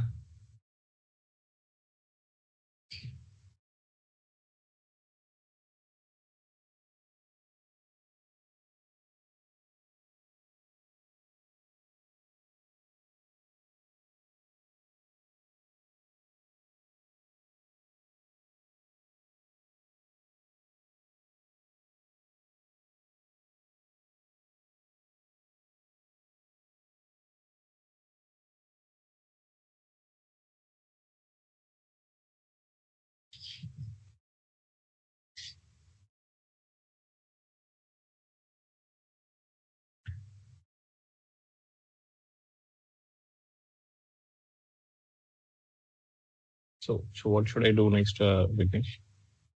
Click on free software downloads available here. That here.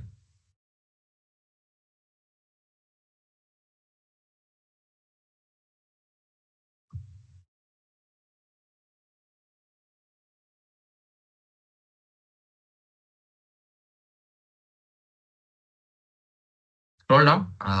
VMware Workstation Pro will be there.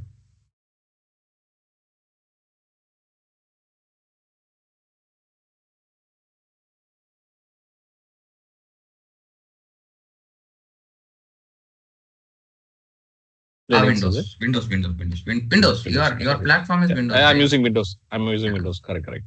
Which release? Like 17? Latest 17.6.4. That will be the latest. Yeah.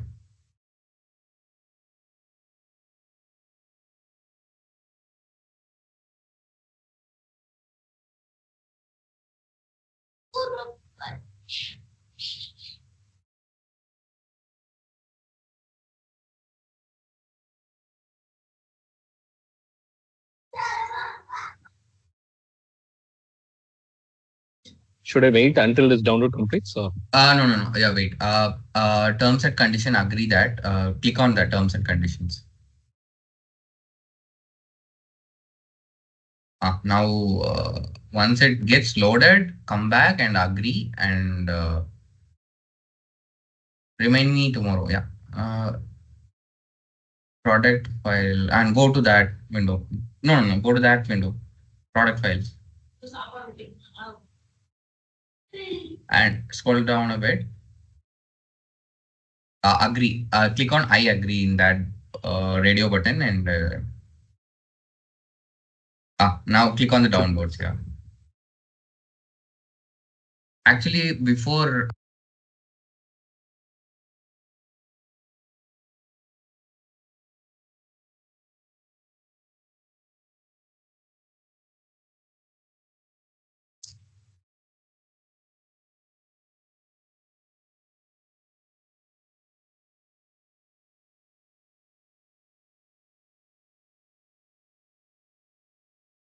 Should I download the third one also? Yeah, Vignesh? download it parallelly. You can download it and come back. Let's install this Kali Linux first. You can just click on that downloads and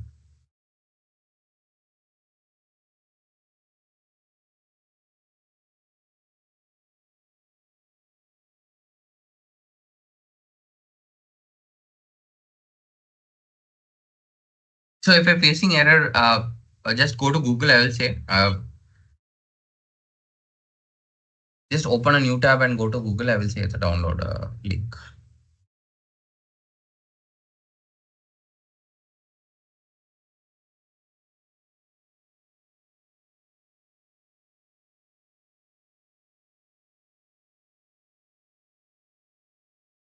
Arun, is your screen got struck?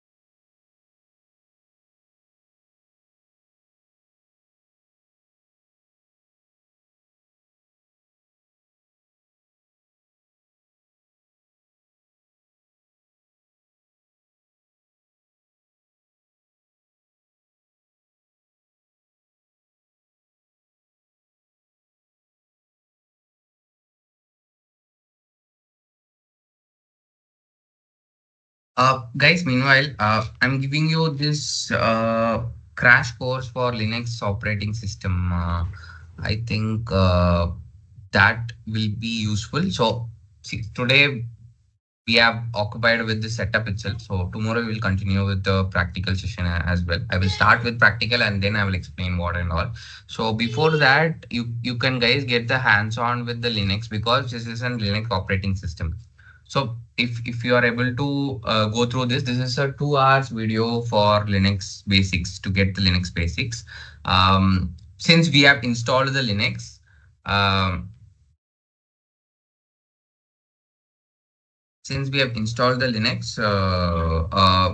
just go through and practice in this Kali Linux itself. Okay. So you are able to open the video, right? Please, can you confirm it? Yes, Vignesh. Yeah, so you will understand it better from this. Just try it. That guy will take it practically. So just do it and see in your Kali Linux so that you will get the commands. You will get the flow. Okay, so that's why. Yes. Arun, you can share your screen. Yeah. This third link, right? This one I just this is clicked the third on. link. Download that first one, SourceForge. Yeah.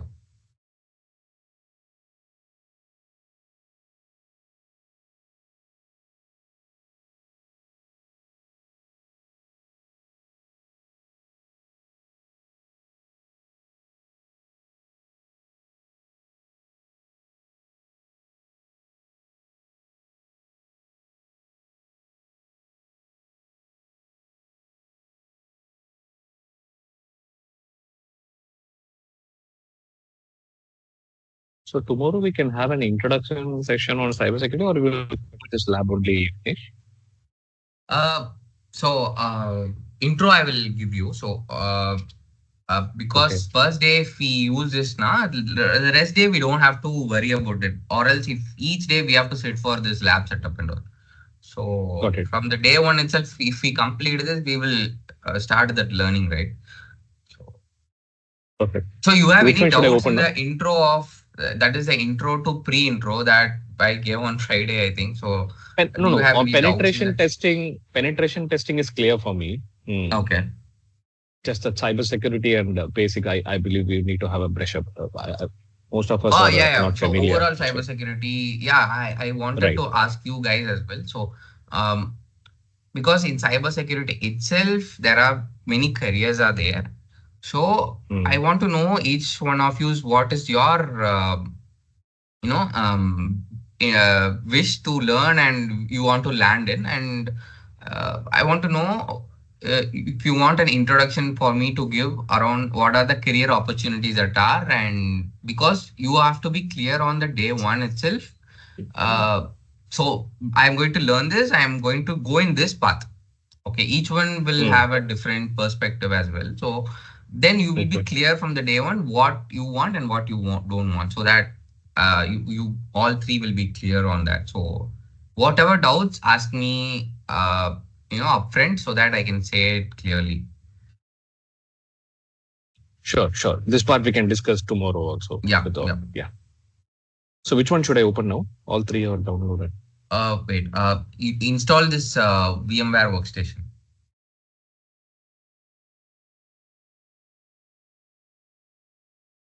You can go to downloads. I cannot click it from here. Sometimes it won't open. You can go to the downloads folder. It's opening.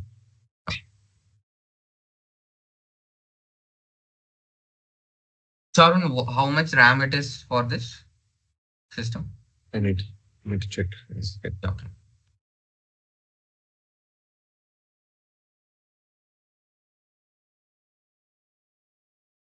So Arun is from IT background. Haripriyan's was. So you guys are students, or you guys are already a professional in IT? No, I've just graduated this year. No, so I didn't get you. I've just graduated this year. Oh, graduated this year. Okay. Yeah. Okay. So Haripriya, you are working?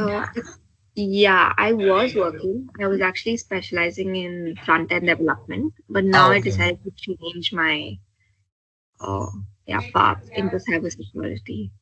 Okay. It's 4G. And I would recommend the CCNA content as well. I think Arun would know that. You guys have to go through the CCNA as well. How network communicate. Just a brush up. You can just view it, and I will give you the video as well. Right? CCNA is very basics, that how this network DHCP protocols and how the port communicates. Everything will be there. That's a brush up that is needed.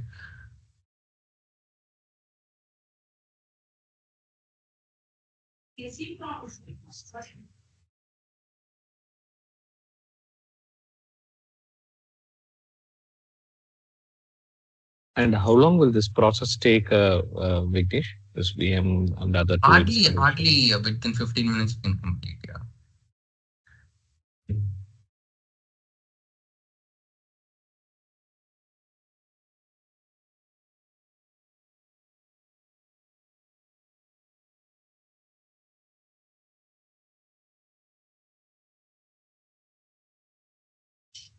Guys, for CCN also I've given that. Just go through that as well. You can. I am not saying that finish it in one day. Like you can take 1 or 2 weeks to finish that. Daily you can see just 30 to 40 minutes.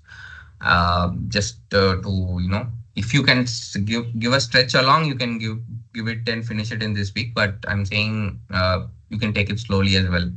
Parallelly, we can do that.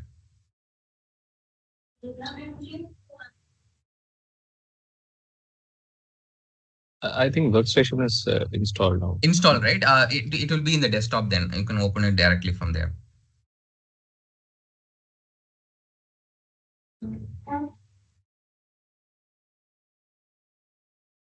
And before that, you have to extract the Kali Linux and the Metasploitable too.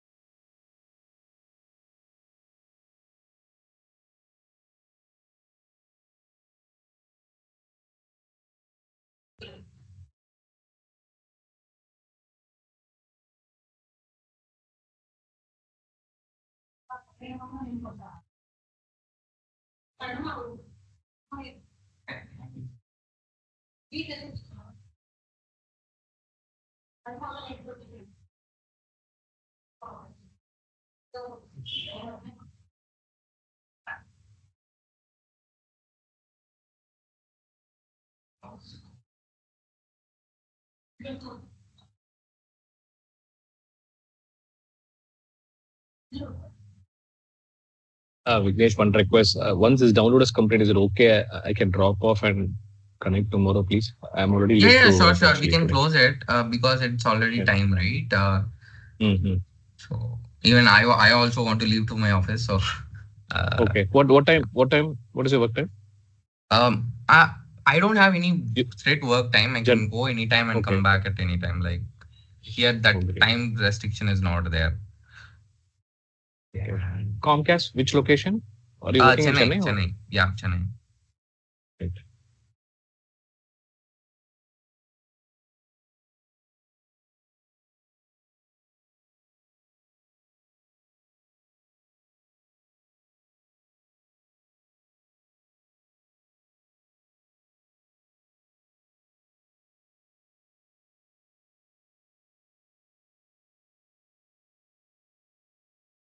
Maybe today afternoon or evening time, I'll request Besant Technologies to share a link for 7:30 from tomorrow.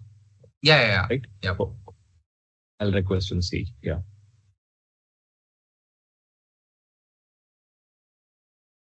What is your work time?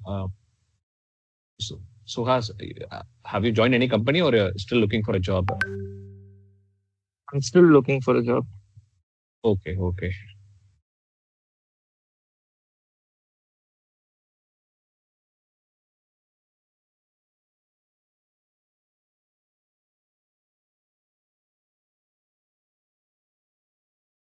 Meanwhile, it is getting installed, right? So if you guys have any doubts in why we are setting this up and any doubts in this, you can ask me.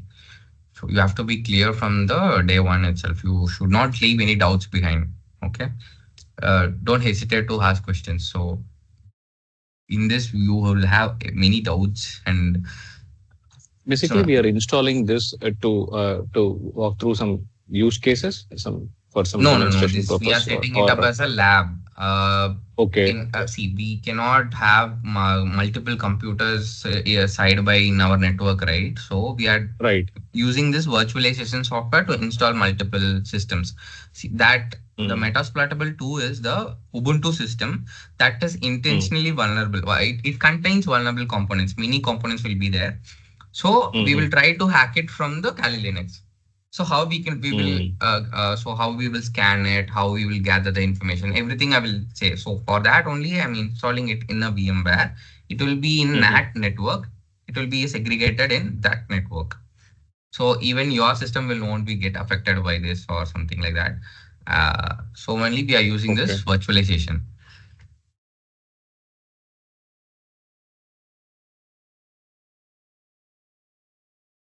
So okay, there are many types of lab setup itself. It is there, but this is very basic setup.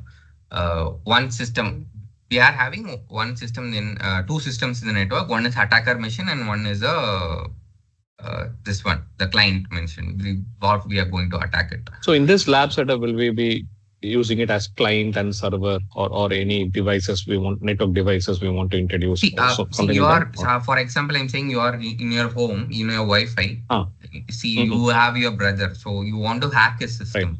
So what you will do Mm, from your system? That is the game here. See, mm, if you go to organization, right, you will be given a network in that multiple millions of systems will be there. So you have to do a security assessment for that. But okay, as a beginner, we are starting with one system.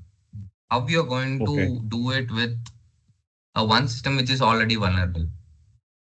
Mm, This is according to system. And first we'll start with the network one to one, and then the web server is there, web socket is there, API, web application, many things are there. So okay. I would say that if a a new product is created in the market, right? For example, A is very vulnerable now, and A as top 10 is there. Web application separately is there. A is vulnerable in many times. So AI hacking is developing. So as a pen tester, as a cybersecurity, we are evolving to hack the AI itself. So that is a separate topic, and that is creating. Even I am learning on that types of attacks, and certifications are there. You can take any. There are methodologies to hack even the power plant, nuclear power plant, and the railway systems, and everything are prone to attacks. So Understood. the metro systems, they will say IT and OT systems, um, operational technology, that is. Industrial control systems pen testing is there, and IoT pen testing is there. Like anything is there. These hacker mindset people will try to hack it. Like what any technology that develops, right? That for example, I'm saying a building is constructed, right? Obviously, you have to go to the top floor. There will be gaps anyway to reach that top floor. So as a builder, we have to find the holes and say the builder will fix it. Simple. So organization hires an hacker to do this, but not only hacker, a defense analyst is there, threat detection, threat model professional is there, malware analyst is there. So the opportunities are wider in this. When I started in 2013 when I was in school. During that time, Kali Linux will take 4 days to download. During that time, there is no internet and all this. Only 3G, 2G was there when I started. So it was really tough. Now there are many softwares are there, and labs are available in the cloud to study. Now to study, the materials are available everywhere to start. So Understood.